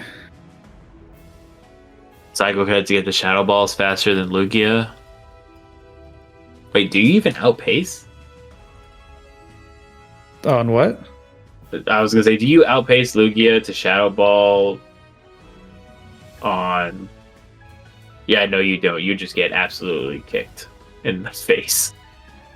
What are we talking about? I'm looking at the Mega Alakazam into Lugia matchup. And it's rough, to say the least. I think I'm more curious about the Mewtwo matchup, because those Pokemon are so similar. Like, Psycho Cut. What is the... It's pretty even. What do the stats look like? Whoa. Okay, you have 60 more attack than Mewtwo. That's not nothing, at least. Oh, I am not. Sorry, I'm looking at standard Alakazam. This looks a lot better now. So yeah, you have to land the Fire Punch bait.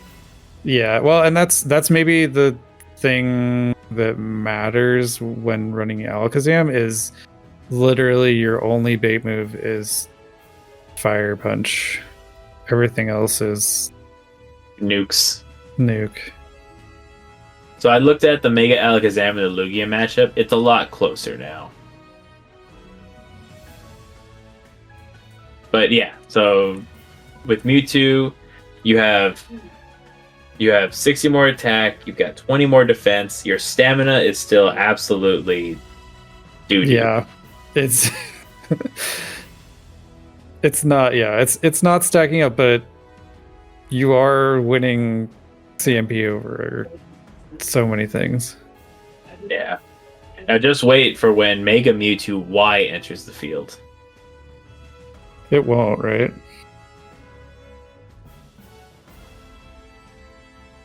It'll probably be banned for a little bit, and then it'll be sent out. Yeah, just like so many of those megas that we still can't play with. Let us use the primals. Wait. Oh, wait. I don't know if they ever fixed that glitch. Like, if you use a primal, you can run multiple megas. Because technically, you should be able to. You can do it in the main series game, but Niantic didn't know how to do it. No, they put them on the same timer. What was I gonna say? So yeah, Mega Alakazam. Now that we've looked at it a little bit more, it feels pretty locked into a singular moveset. So I mean, that puts it on par with most other megas, I guess, right? Because what's Venusaur gonna do? it's got the Venusaur moveset. It's gonna hit it with a Frenzy Plant. Very, very hard.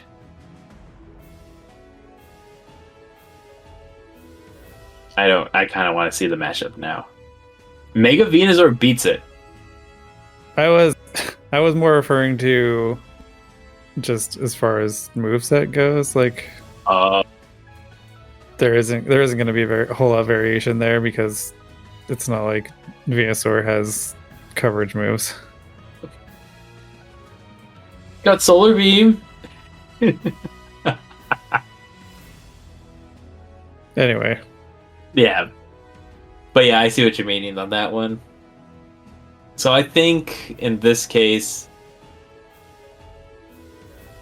Actually, no.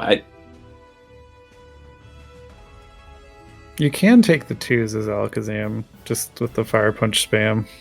Yeah. I wasn't going to talk about that out loud. But yeah, you're still taking a lot of damage from Vine Whips.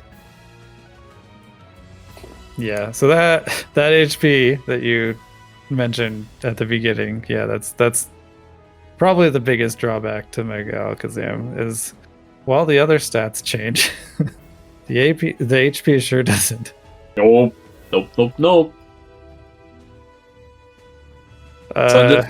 Do we like Florges?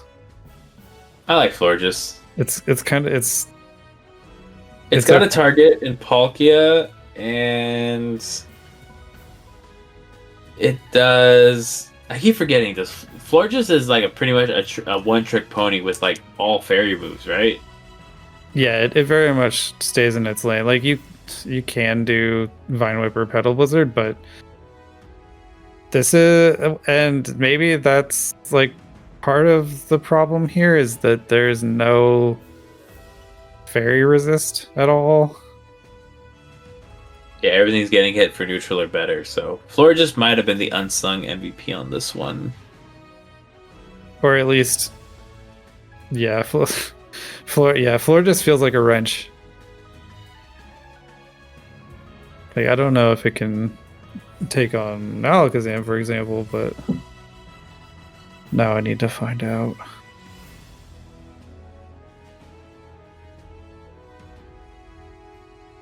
Kind of, yeah, not everything but the ones.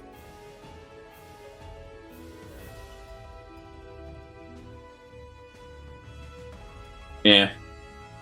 For the same reason we've talked about, where the two disarming voices with Fairy Wind is enough to KO. It goes burp, but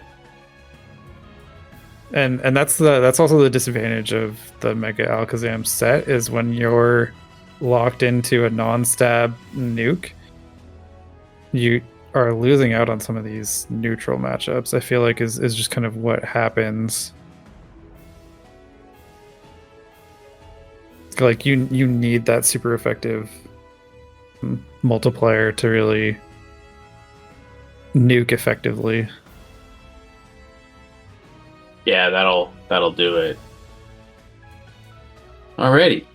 So, congrats to Charlie for taking a 2-1 victory. And of course, if I do get your name wrong, please let me know. I won't be mean about it, I promise. Time to move on into the Serene Cup, or field, or domain. Eventually, we'll know what we're talking about. Garage. Alright, so we've got Bad Mewtwo, or we have Superman 23 of the Bad Mewtwo's going up against Dirty Dan and A9 Elites.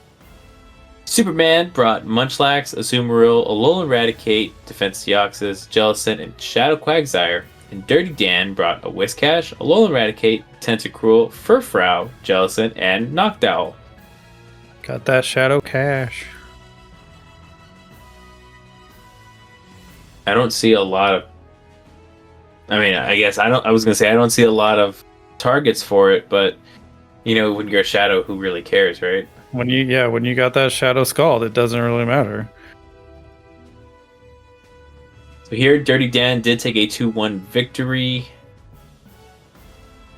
and the defense Deoxys was kind of almost. I mean, it does have good targets into Alolan Eradicate and Furfrou, but.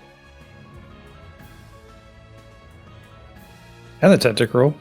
Oh yeah, I forgot about Tentacruel with that Psycho Boost hit. But you're also taking... Or Thunderbolt. Oh yeah. Tentacruel is one of the callouts, though, I want to make, because it's a Pokemon that shows up pretty often with some of the more meta builds as like a top threat. And it's just not slotted super often. I keep forgetting that poison is not, or dark does not resist poison. Yeah, so it's one of those that it is tricky just to build onto the team. But if you have a team that going in is a bit weak to it, it can be scary to see it show up. And this is one of the scenarios where it's not really true. Like there's more than enough to deal with the Tentacruel here, even though they have that Pokeblue itself.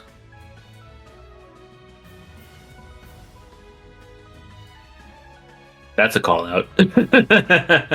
Yeah, and I even I butchered it because I didn't say Peekaboo, but yeah, the Tentacruel. I just wanted to say, like, I see you. I see what you're doing, even though it maybe didn't work out this time. I mean, it's on the winning team, so we still have to shout it out a little bit. Yeah, well, so. It's more of a thought process, like chess move sort of thing occurring, right? And then as soon as it's in someone's history, like having brought it, it's going to be on the minds of future opponents, right? I mean, even on this one, like, Tentacruel, I think is really good bench pressure for the Azumarill and the Alolan Eradicate. Wait. Why? Actually, no. Actually, why the rat? I might have spoken too soon on that, because that doesn't, like, that Acid Spray Poison Jab combo. Alolan Eradicate doesn't resist either of those, so it would go down faster. And it can't the only thing it can hit is for neutral damage. I mean, they're neutral into each other, and Rat is just so much bulkier than Tentacruel, and it's also a bit spammier. Like, you can also get crunch debuffs. Like, it's not like I don't think it's great for Tentacruel. Okay, I was thinking Tentacruel is kind of like, I was probably putting more effort, or not effort, but more, what's the word? Stock in its debuffing ability with Acid Spray. Yeah, it's a very even.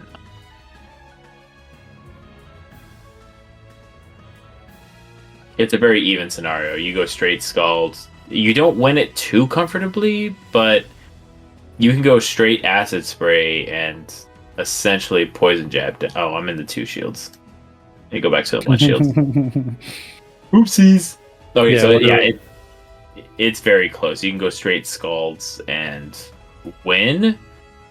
Well, and that's only if you don't get crunch debuffed until the last one. Yeah, so what if we don't? Well, I would say it doesn't really matter, because if we don't apply a debuff, then we lose. So Scald has to get a debuff for it to work. For Tentacruel to win. Yeah. So, very much a flip of the coin on that one. It was more even than I thought.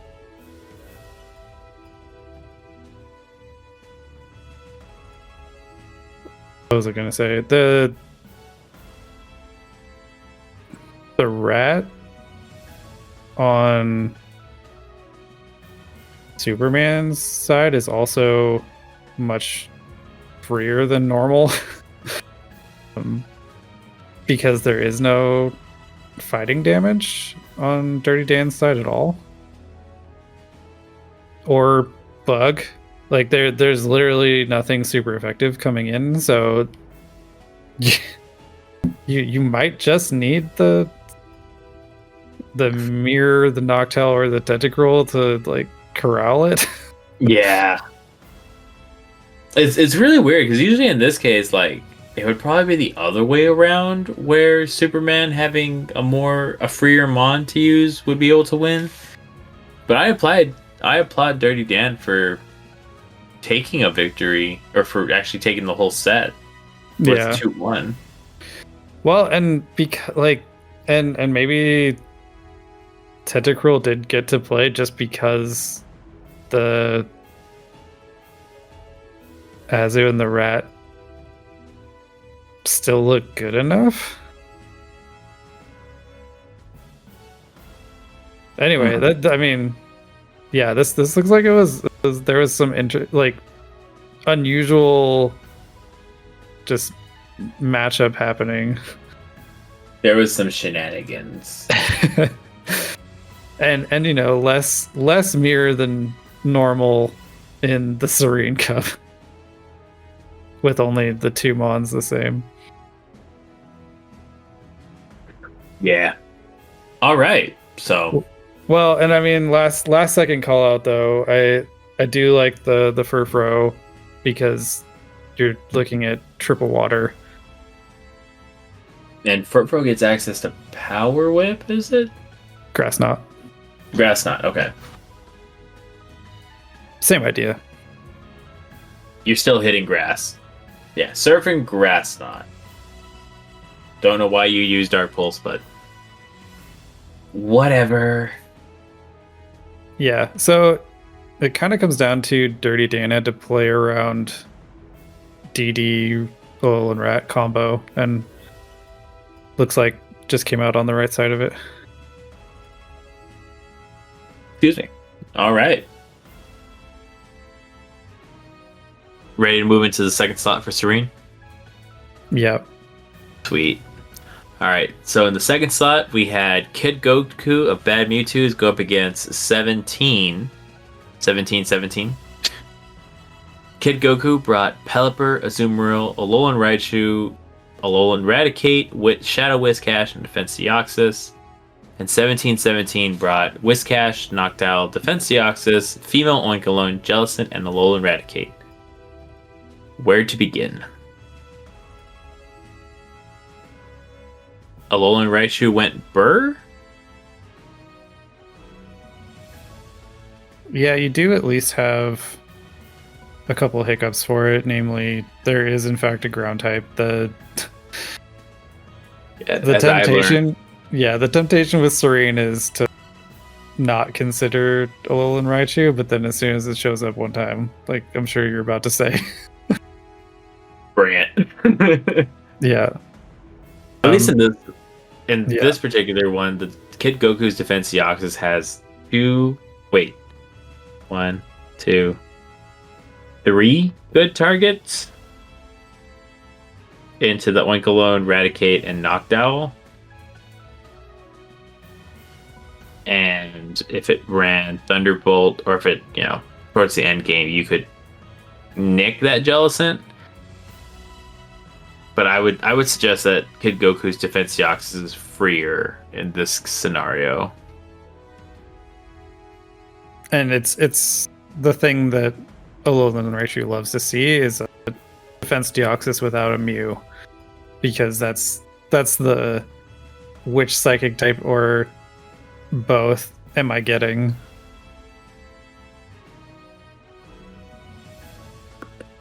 Yeah, Shadow Claw Mew I don't like.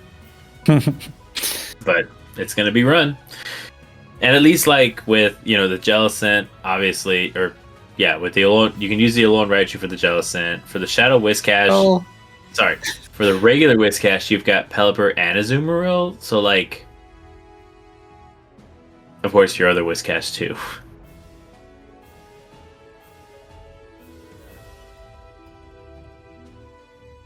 Yeah, I think if you're 17, you're looking at your Jellicent as about as neutral as you can ask for. Like, really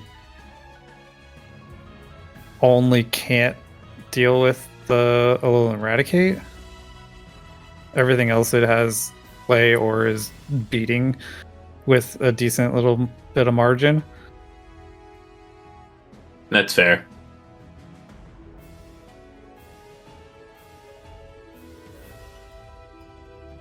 Yeah, so I think the ultimate deal came down to the Defenseoxys being freer in this one. Maybe that Defenseoxys Alolan Raichu core, as clunky as it probably seems.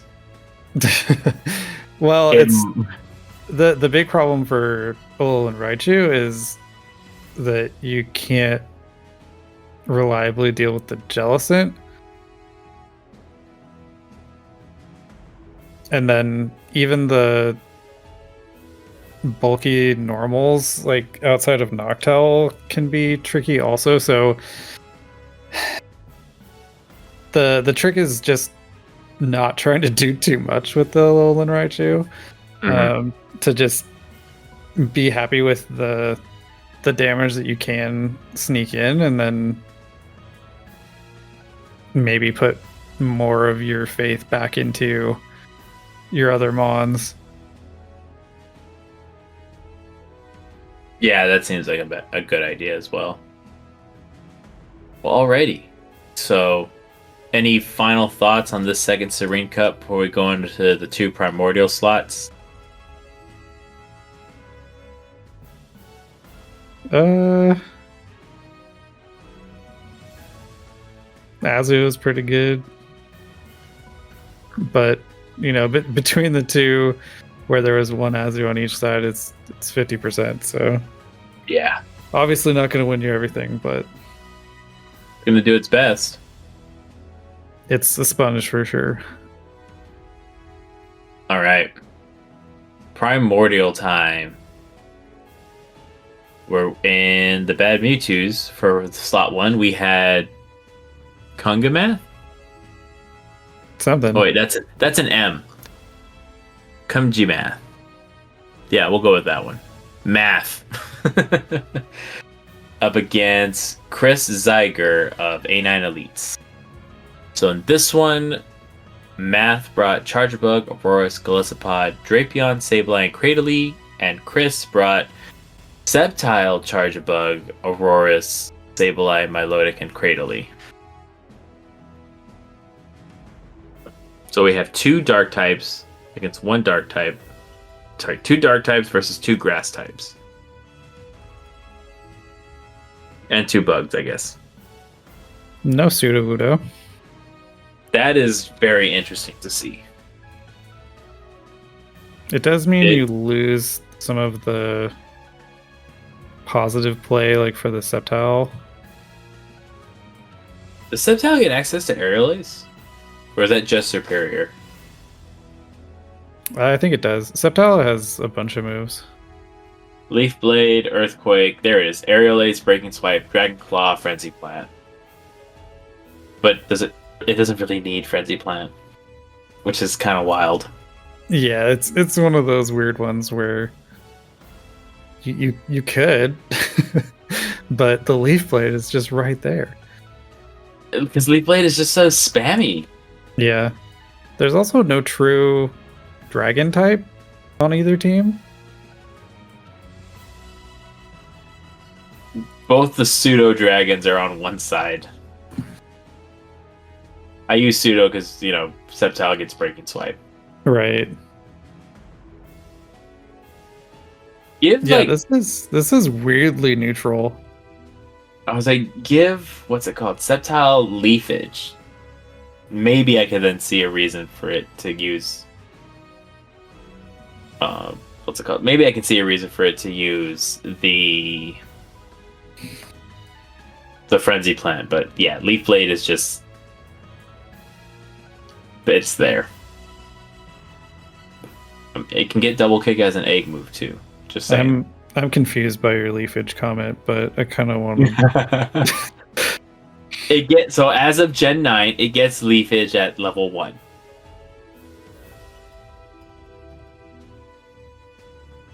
Because right now it has Bullet Seed and Fury Cutter, which is a 1-turn move and a 3-turn move.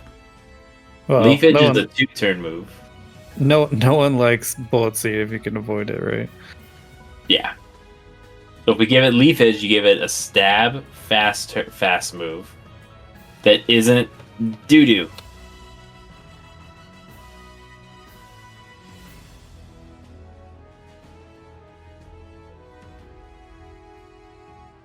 You can also give it double kick because it's apparently an egg move. Wait, what about Dragon Breath Sceptile?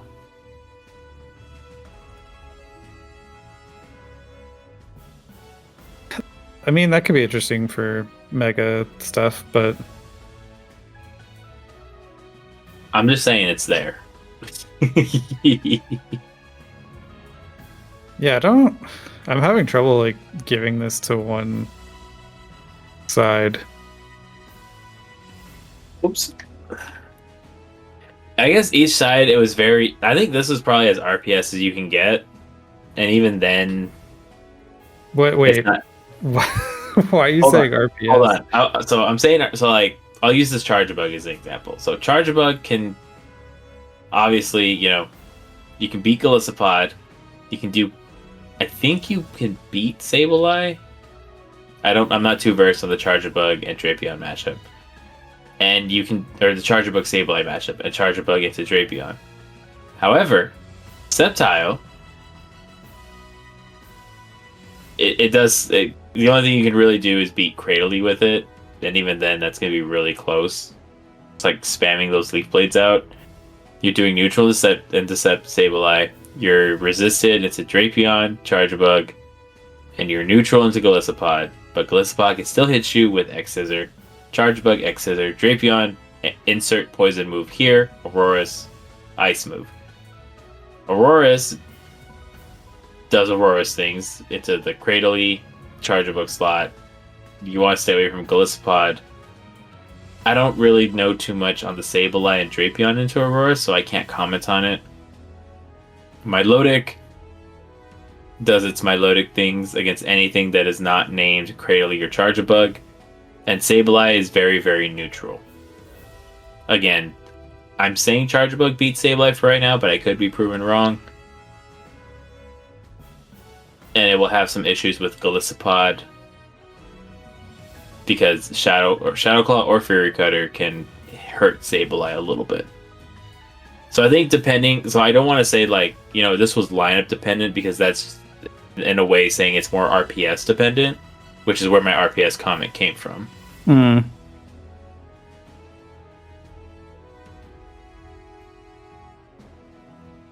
Or maybe Chris was just better at playing out of bad matchups, in which case then that invalidates my RPS comment in general. Well, I feel like this is just one of the it's already tough when you start with 4 of the same odds, right? But yeah. But it's primordial, so yeah. Yeah, it's amazing it wasn't 5 or 6, right? But the different mons, so the pairing of the Golisopod Drapion versus the Sceptile Melodic, I feel like is less impactful because essentially all 4 of those are super good into Sudowoodo, which isn't here. So it's just like they all do decent neutral stuff, but it's just like, okay, yeah, someone had to win 2 games, I guess.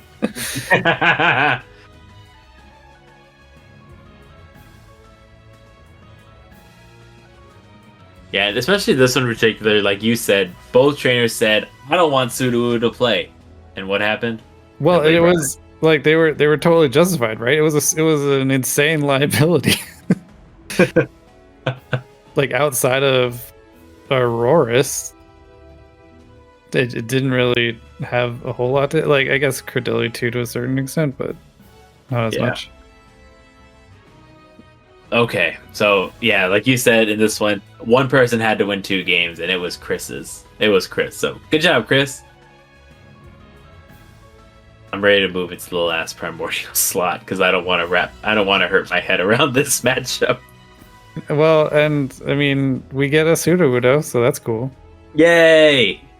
So in the last slot, we have Country Nerd 24 Bad Mewtwo's going up against Goat's Curl.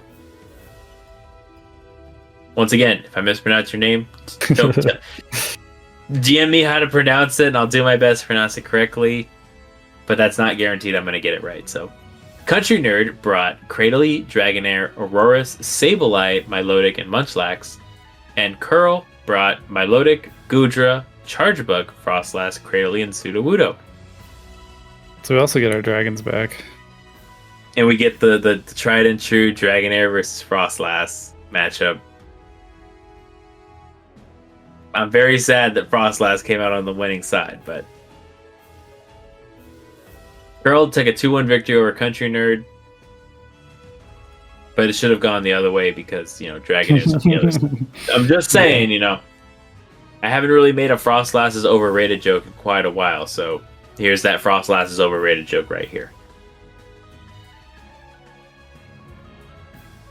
I wonder about Munchlax a little bit, just when there's so much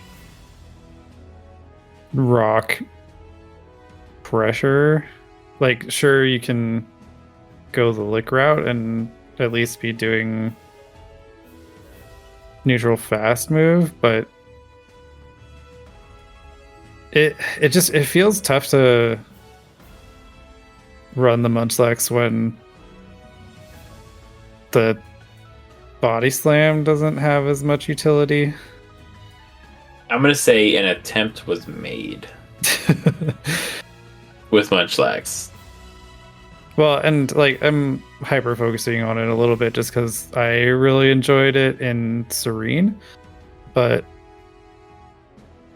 and then yeah, like even up against a Ghost, like I wish it had another slightly cheaper coverage move. That wasn't Bulldoze. But even then, like if you're using it for Ghost, why not use Sableye, who it's neutral, and you're still getting to your moves faster. Yeah. With foul play. So I think that's kind of what I'm getting to is like at that point it feels like maybe you should run like a Drapion or one of the other poison darks like over the normal type. Like it does flesh out your team builder bulk stat a little bit, but if you don't actually use it, then the effective bulk isn't there anyway. Yeah. And especially like I know we're like as you said, we're hyper fixated on the Munchlax. Looking at the rest of the team, you have the Milotic that does super effective fast move pressure into Goodra, but Goodra can still hit back because Power Whip go burr. It is one of those matchups that's a little bit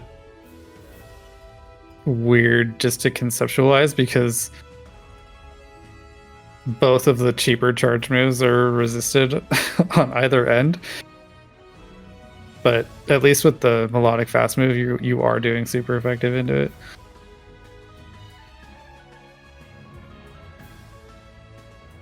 Yeah, it's fair. And honestly, like in this case, I like Goodra. It's getting a lot more. I still can't believe it's a pseudo legendary, but I mean, I got to give it some respect. Yeah, it is. It is one of the goofier looking ones. I would probably say it's a better Dragonair to a point. But Shadow Dragonair but Dragonair itself is going to be better in my book because it does have access to a Shadow. Which I still don't know if that's enough to flip the matchup. It's also better just into the Gudra period because it has a neutral charge move.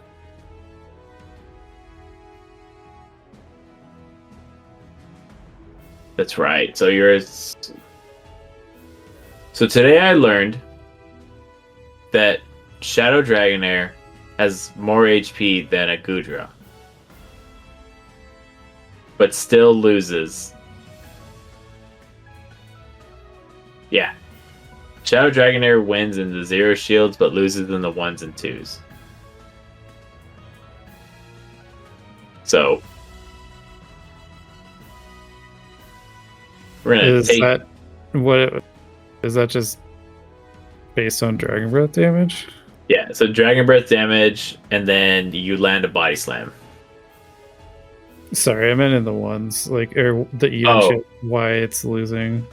It's losing because you're throwing the Power Whip, but for some reason you're not throwing any damage. I don't know why. The answer is yes. The Gudra does one more with Dragon Breath damage. 6. Oh! Okay. So what if it's just a normal Dragonair? Okay, Dragonair just, Yeah, that's just a 5, 6. So even with the... That's a stat allocation thing where the Gudra just has enough defense to make that up. And it like you said, it doesn't make sense for them to throw the Power Whip into the Dragonair. Yeah, it really doesn't. Like, I guess because you're always losing that CMP. So you would take one more Dragon Breath if you don't, I guess. Is there is there a universe where Dragonair gets... But again, you might as well Aqua Tail, I guess. I don't know. It's weird.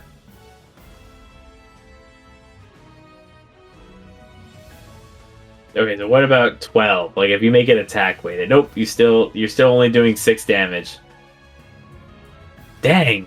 Okay, so today I'm learning about stat products in real time. That Gudra takes 1 less damage than Dragonair. From Dragonair to Dragon Breath, then Gudra to Dragonair. Okay. I think that the Dragon Breath user in general might have been the key to victory.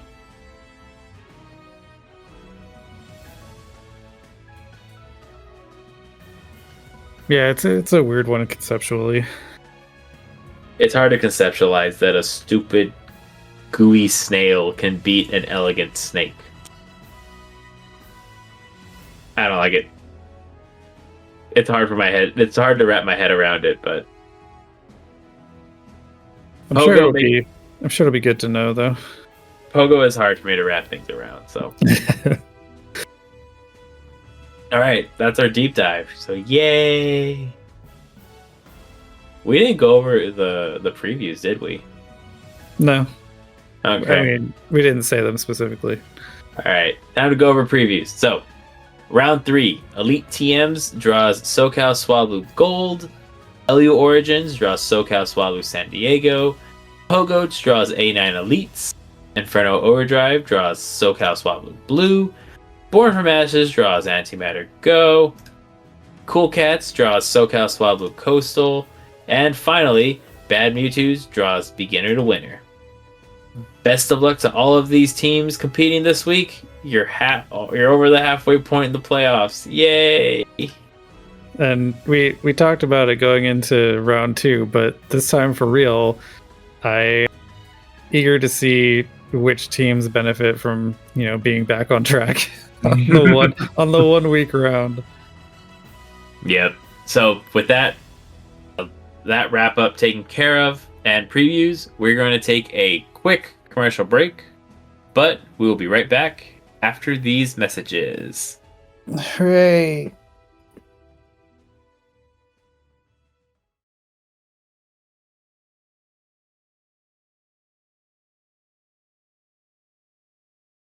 Welcome back. I hope you enjoyed that commercial break because I don't really know what commercial was played. Oh, goodness. It gave me almost enough time to stop giggling. Oh, goodness. Funny stuff happens during the break, and it's great that some things don't make it don't make it to the episode. That's okay. There needs to be a curtain. I'm sure I could find a way to make a curtain transition. So, real quick, we're going to do some housekeeping stuff before we get to the second half of the show. This podcast is powered by you, the listener, on Patreon, whatever. You can support the show for... There we go. You can support the show for as little as $1, getting access to the $1 tier, the Dragon Egg tier will get you access to the super secret Patreon chat. The higher tiers get you access to a recorded boost chat where you can fact check in real time, hang out, and yeah, just have a pretty awesome, fun time. Currently, we want to thank our Dragon Egg patrons. Thanks, Obama, ZT Smith, Sotiri, and DeFi250. At the Baby Dragon tier, we have Reviving Ophelia, also a fellow podcast host for the APAC region, and Herm13. Your amazing patronage has allowed us to continue to keep the, quote, digital lights on, and it really does mean the most. If you do not wish to throw money at us while we podcast, all we ask is that you give us a follow wherever you listen to your podcast. If you're on YouTube, please like, comment, and subscribe. It really helps the algorithm number go up so that, other people who are playing Pokemon Go kind of want to see what we're doing gets access to this. I do realize that long-form entertainment or video podcast hosts can kind of be hit or miss, but, it's here. Speaking of that, we also do have a YouTube channel. We are Enter the Dragonair's Den. Please, give us a subscription. We really appreciate it, and we'll do our best to put content out at least once a week. Once we get the other shows up and running, we will have those out once a week as well. It'll be potentially overwhelming. It'll be great. It can be, but I am not scared because we're like I said, we're working behind the scenes and everyone is ready to get that first show out. And unfortunately, I guess Taco being Taco, this can be a possible early salsa bar moment for me. I've advocated for waiting until the end of the playoffs, and we keep getting delays. So, ladies, I'm very sorry that we're waiting to put your first episode out. All in due time. Yes.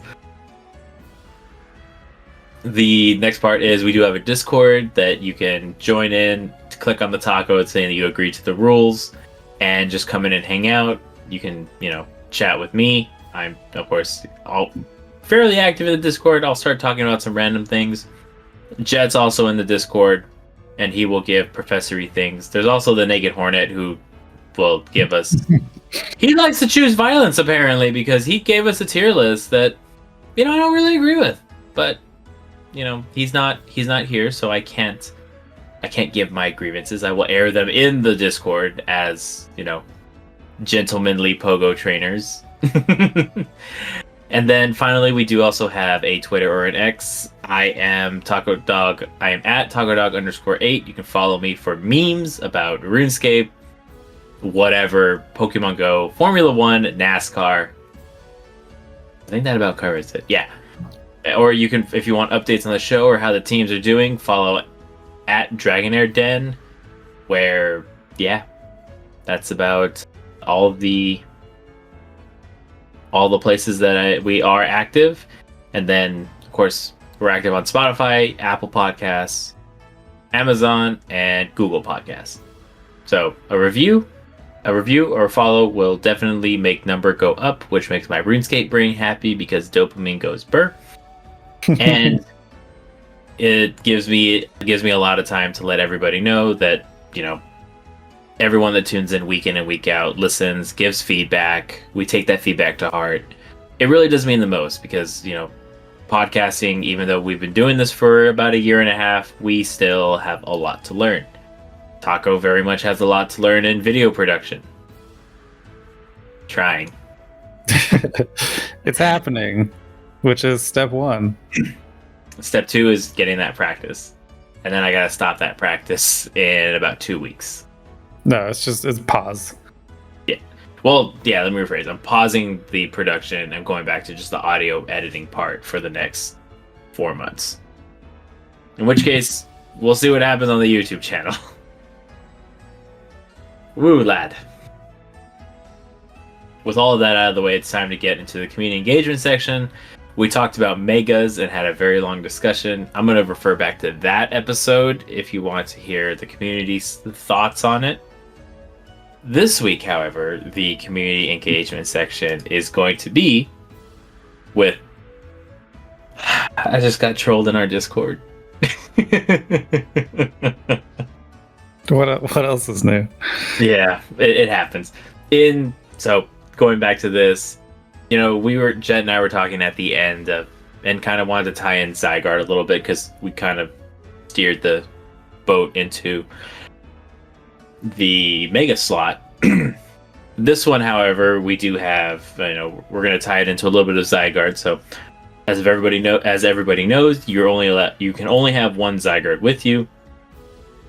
And a lot of people have built that up to do Master League stuff because Master League go burr. And a lot of people saying, oh, Zygarde complete allowed in Ultra League. It kind of got, our heads wondering, Niantic maybe might have forgotten about Zygarde a little bit in terms of like giving us extra encounters for it. So with that being said, are there any Pokemon that you think Niantic has forgotten about that maybe they shouldn't? That list is probably very, very small. But so we'll probably hear some repeat answers and duplicate ones, but everybody at least has a Pokemon that they wish they could see more of. Well, I for one wish there was, another Zarude coming. The rules about mythicals. Everybody gets 2. And then the shiny, yeah. Yeah. Mine is, I'll probably cop out my answer for this one. I want more Zygarde. I mean, it's a solid answer. There's a lot of Pokemon that are fairly limited. Like the one that still hasn't had a public release is the one that kind of inspired the question, which is Keldeo, where it's just like, well, if you paid $8, how many years ago was that? It was 2019. Holy shit. Yeah. No, 2022. Oh, okay. Okay, I mean, it's still been a while. Yeah, still closing in on 2 years ago that you got to potentially have a single encounter with this Pokemon. And that's only if you paid for it. So it would be... It's not gonna win. It'd be nice to see a few more of those too. It'll probably be available next year during Unova Tour. Oh wait, no, because that's Victini. That's gonna be the shiny Victini. But there were 2 megas. There were 2 megas in Gen 5. There was Victini, and there was Keldeo. Yeah, that 2 mythicals. There was Victini and there was Keldeo. Right? Or am I missing another one?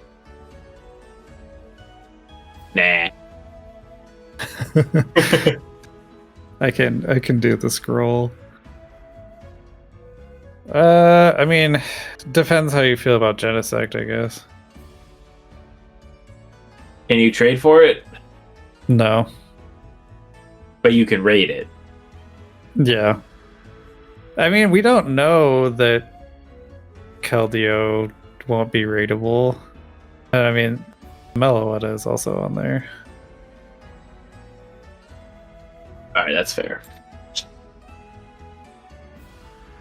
Is Victini Gen 6? Where is it? It's Gen 5 Mon. Why can't I find it? Did they put it in a weird place? It's Unova Poke. It's It's the Unova number first one. 0. Okay. It's Yeah, it's in the weird between generations spot, right with the starters. Yeah. Gotcha. Yeah. Well, Victini is also top of my list because that was another role that was pretty markedly terrible. See, I'm not gonna say that I don't need another Victini, but I am gonna say that Well, I just refuse to build the one that I have. okay.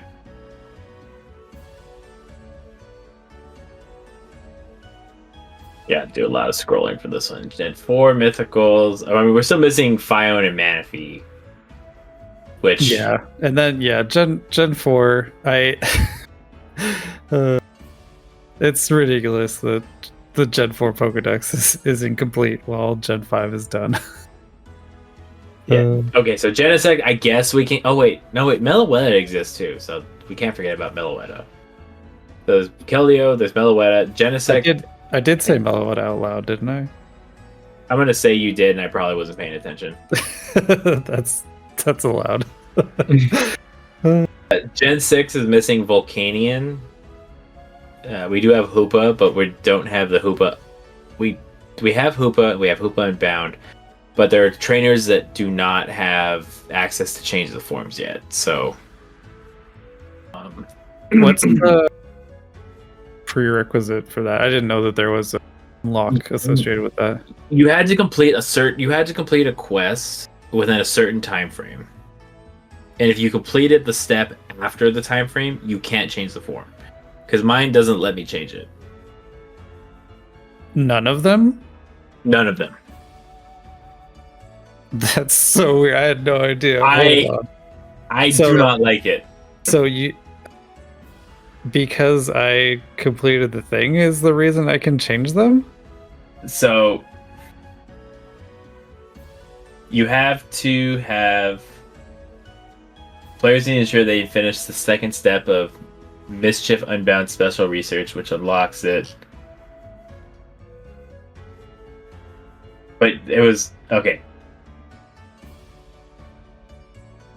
So I'm pretty sure, like, oh wait, if you never obtain the quest, you can't change the form. I remember seeing it like you had to complete it during a certain time, and if you didn't, then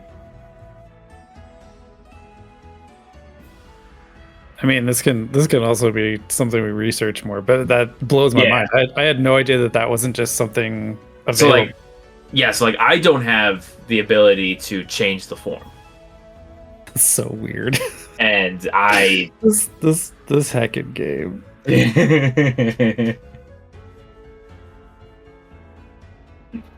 I'm gonna look at it one more time. Maybe if they updated it. That's so weird.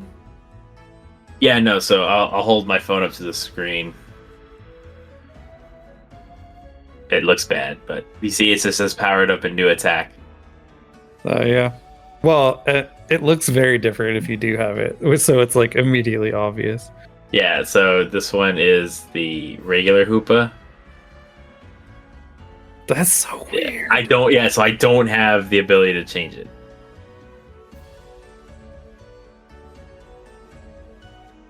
But I'm pretty sure I got the Mischief one.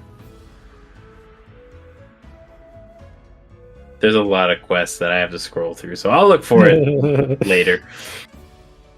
So with that, I think, maybe being able to change. Oh my gosh, you have it. Can I do the thing? Is it the other way? It's the other way. Yeah, you can change the form on it. Show off. Like I said, I had no idea. Oh, now my camera's angry. Oh, that's alright. So for Gen 7, we're still missing Zeraora. And then Gen 8, I believe... Well, we're getting Marshadow. True. Marshadow, I mean, I don't count Glacier, Spectrier, or Calyrex as The Calyrex's mythicals because they're legendaries that came out. Yeah, well, and we for the most part we haven't gotten that generation at all, so I feel okay about that. Yeah. So that's all the mythicals that we're waiting on, and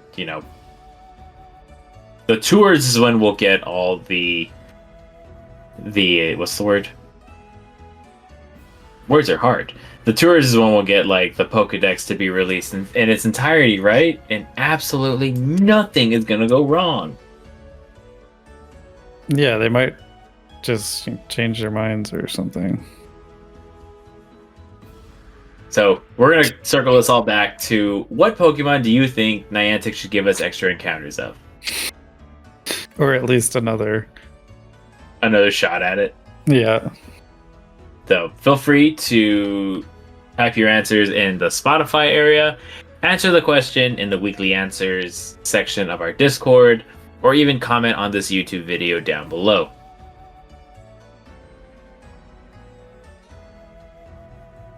So, with that being said, I mean, I answered Zygarde, you answered Zarude, so... My real answer is Victini, though. I feel like that one I would actually use. That's fair. Alrighty, so, with that, let us now move into our Play Pokemon segment. So, just want to do a quick shout out. May the 18th, Critical Hit Games, Iowa City. There is going to be a Pokemon Go League Cup starting at 4 p.m. Central Time. That's when the registration opens up. The cup will begin at 5. It'll be done within an hour and a half. Pokemon Go Cups are notoriously quick. Even though they give us 45 minutes for a round timer, the longest I've played is like 15 minutes. And that's because it went all the way to game 3. And we had a little bit of some technical issues. I'm doing my search just to check if there's anything nearby. Yeah, next year we're gonna get you qualified for Worlds. I am okay with the fact that there wasn't really a way to play this season, but I'm hoping that there are more opportunities next season. And we'll also have a new meta, which I think will be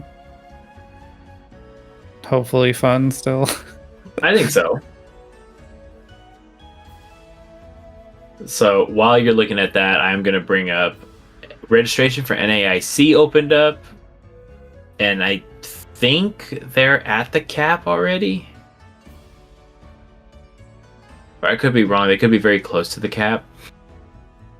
Apparently, registration was a bit of a cluster, if I'm not mistaken. There were some people that needed to log out, log back in, and possibly missed out on stuff. So, fortunately, we got to join the wait list and wait for the when people cancel and spots open up. To this day, I don't know. I'm not gonna say I don't know. Well, I don't know, so I'm not really gonna comment too much on why we have to go through a convoluted process, but it happens. This is my first time playing Pokemon, following the Play Pokemon stuff a little bit more closely and trying to learn. And every year it's a new experience, is what I like to point out. Also, Indianapolis is this weekend, so best of luck to everyone competing in Indy. I think the numbers for Indianapolis are currently sitting at 120.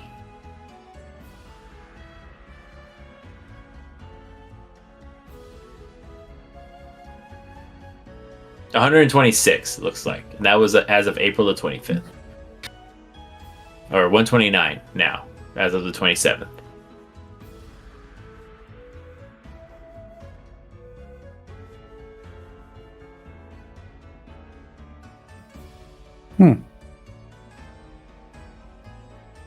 So what did your search bring back? I was just making sure like this was an actual place. There is a league challenge all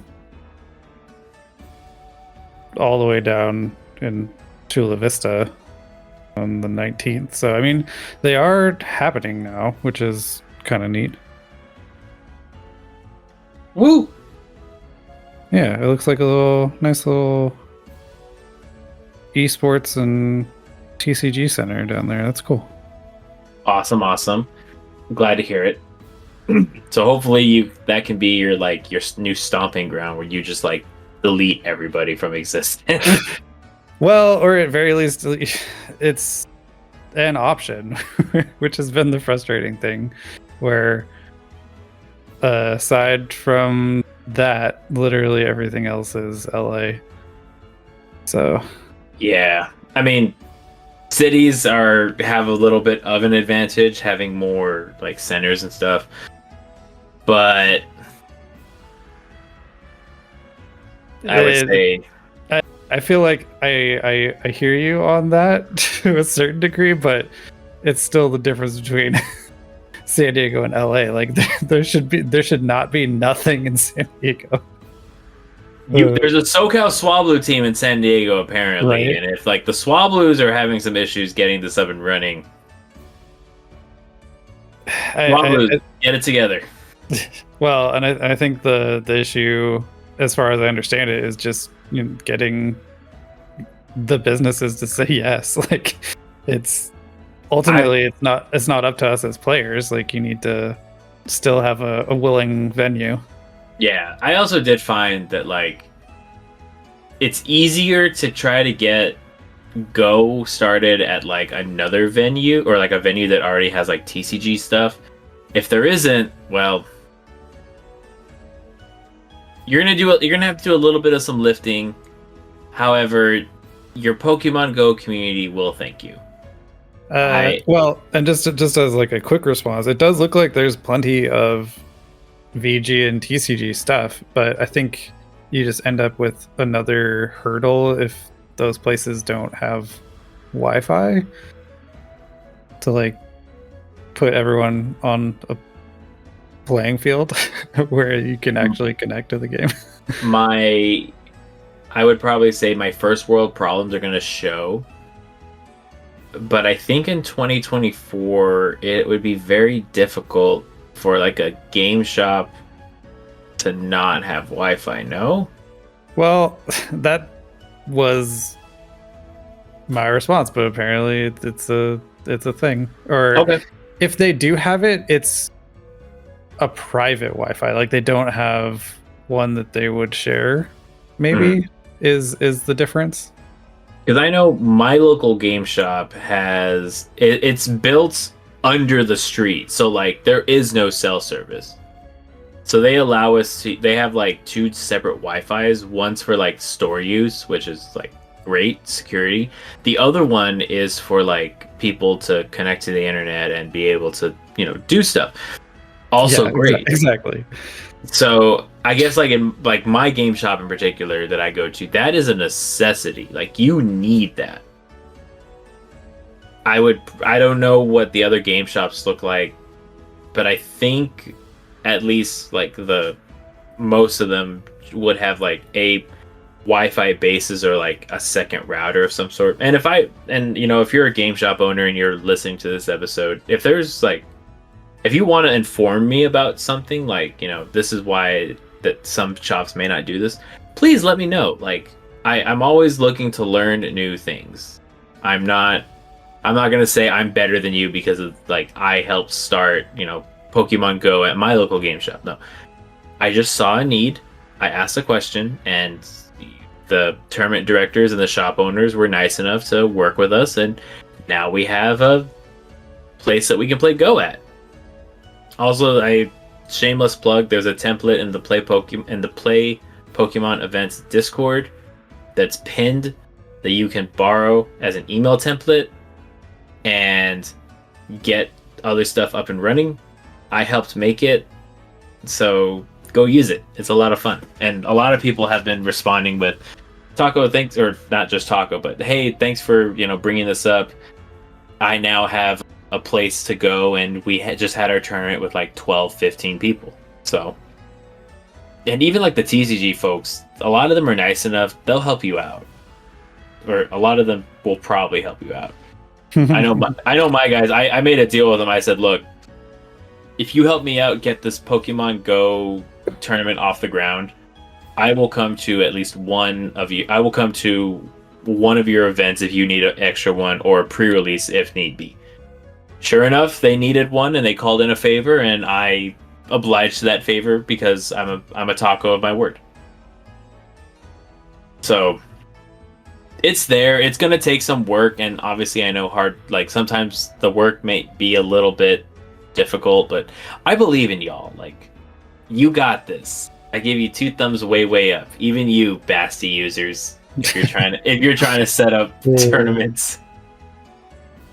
I do feel maybe some of it is still economic too. Just like small businesses, full stop, are still kind of figuring out the landscape a little bit. So I get it. Like it's a journey for sure. Yeah. Like I said, I can only use my personal experience with it, and especially after winning my first challenge and they gave me a prize pack, and I go, now I want to buy cards. So now that's where I do my buying. That's how they get you. It is. It very much is, and I absolutely hate it. Okay. So with that and the Play Pokemon segment out of the way, I haven't really gone on a tirade about getting stuff local set up in quite a while. So I think it's the first time I've done it on video. Yeah, I think it's cool that there is at least a tournament within 50 miles of me now coming up, so I can at least potentially do a tournament this season. If I ever move out to San Diego, California, I'm gonna make it a mission to open a game shop, just so that I can host events. Taco dreams big. Taco does dream big, but this could be a new section of the podcast. But step 1 is going to be convince Taco to move to California, because that's the one thing I told myself I would never, ever, ever do. Well, fate loves to make us look silly when we say such things. Jed, I'm going to ask you, what state in the right mind bans loud car exhausts? I mean, I think it's cute that it eliminates them, but... Look, I want my car to go ba ba ba ba ba ba ba, not wee, okay? I mean, I guess if you need that, then I need everybody within a 10-mile radius to hear my car. Just my car in particular. The second one, I'm not allowed to talk about it, so I'm not going to talk about it. But we're going to leave it at I'm from Texas. I won't talk about the size of your feet then. Okay. So step 1, get talking to California. Step 2, profit. But I recommend doing the profit first. Step 1, win the lottery. Step 2, move to California. What could go wrong? Nothing. Absolutely nothing. All right, so Salsa Bar and Where's the Bacon time. So first we'll do Where's the Bacon. Jet, what's your number? Well, I was sad when I looked because I was only got 7 more checks this week because Kanto event has taken away my spawns, but I'm at 1836. All right. Did JetForceGemini get 4 more shinies during that time? Or? No, just since we started keeping track. Okay. And that one just felt funny enough that I kept it as a running total also. Honestly, at this point, we need to. Like, golly. For posterity. Exactly. It's personal at this point. Like, yes, it is. But I feel like most people have a shiny like that where it's just well overdue. Yeah, mine was shiny Snorunt that you reminded me of at LA in LA. You're like that was also my first shiny Snorunt. I remember I said, "Hey, look, shiny Snorunt." And you're like, "You have snow," and I go, "That doesn't mean I play during the snow." Ridiculous. Yeah. All right, so my salsa bar, wasn't. I've been good, like mainly. I like how that is an excuse to not have stories. No, I'm still gonna say stories. I'm just, what's the word? It's not gonna be, what's the word? It's not gonna be Pokemon Go related. It'll be Pokemon. It's Pokemon VG related. So, obviously, a Regulation G came out, which is a restricted format where you can use one restricted Pokemon. It's usually like a box art legendary or like a DLC Pokemon. Mythicals are still banned for whatever reason. So I've noticed that Calyrex is really, really good when Trick Room is set up. And for those of you that only play Go, Trick Room in the main series games, Pokemon have what's called the speed stat, where like usually the higher the speed stat, the first it moves in the turn order. Where Trick Room inverts that, so the slowest Pokemon move first, and then the fastest Pokemon move last. Here's the problem. My Calyrex that I got in Pokemon Sword had like a very, very low speed stat. So I'm thinking to myself like, oh, it's fine. Like I can just, what's the word? I can just like use it. And I remembered that I locked a core memory about it. So I log into Pokemon Home. And I checked my Calyrex. Ask Taco said, no, everything needs to have a 31 IV. So he hyper trained it and now has a 31 IV in speed, which means I'm gonna lose the speed tie. And just to be certain, we're talking about ice. Yes, Calyrex? Ice Calyrex. Yeah, okay. And so now I have to restart my Pokemon Sword, play 6 hours to get to the part where I can jump into the DLC, then catch Calyrex and hope it has a low speed IV.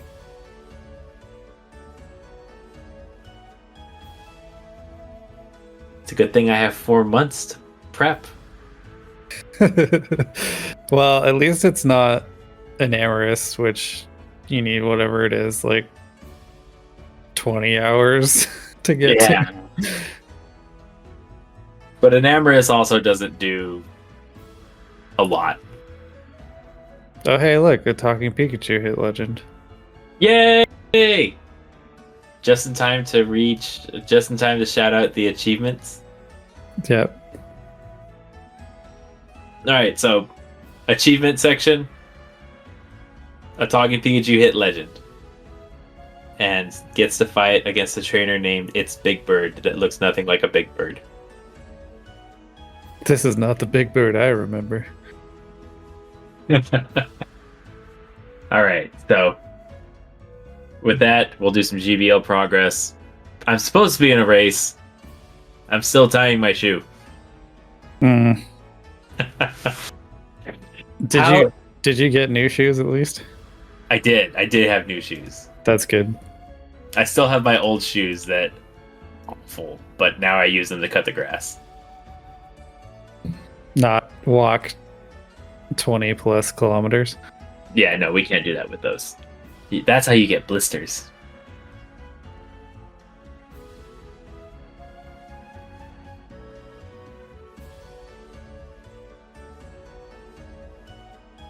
All right, so how is your GBL progress going, Jet? I had a good run. So I went out of my way to try to play out just the rest of the dust bonus section. So I haven't played as much since then because I was already playing more than normal. That's just kind of my my wave that I ride is Yeah. if I make myself play more, then after that I play less. But I've got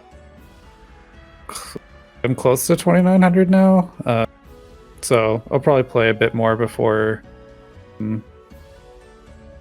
open becomes remix, but then we'll have the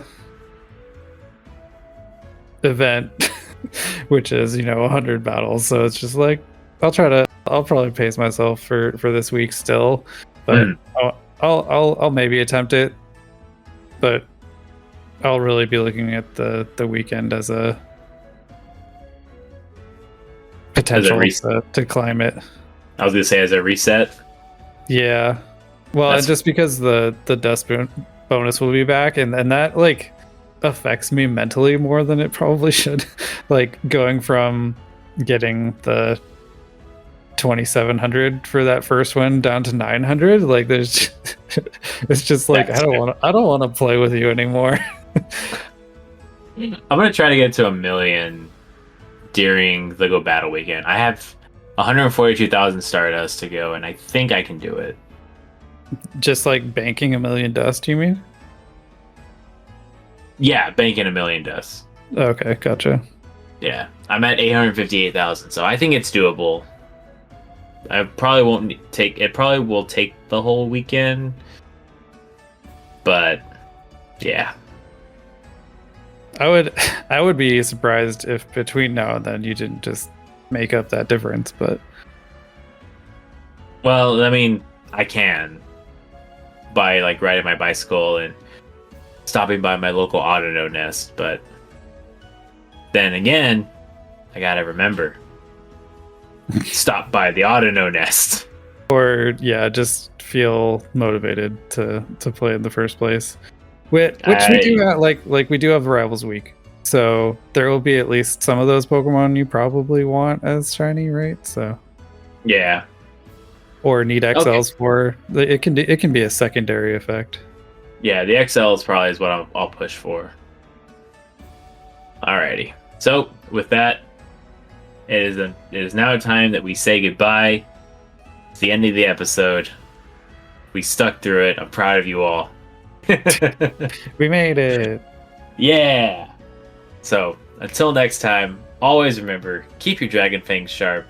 Stay away from those fairy types. Ice types are okay.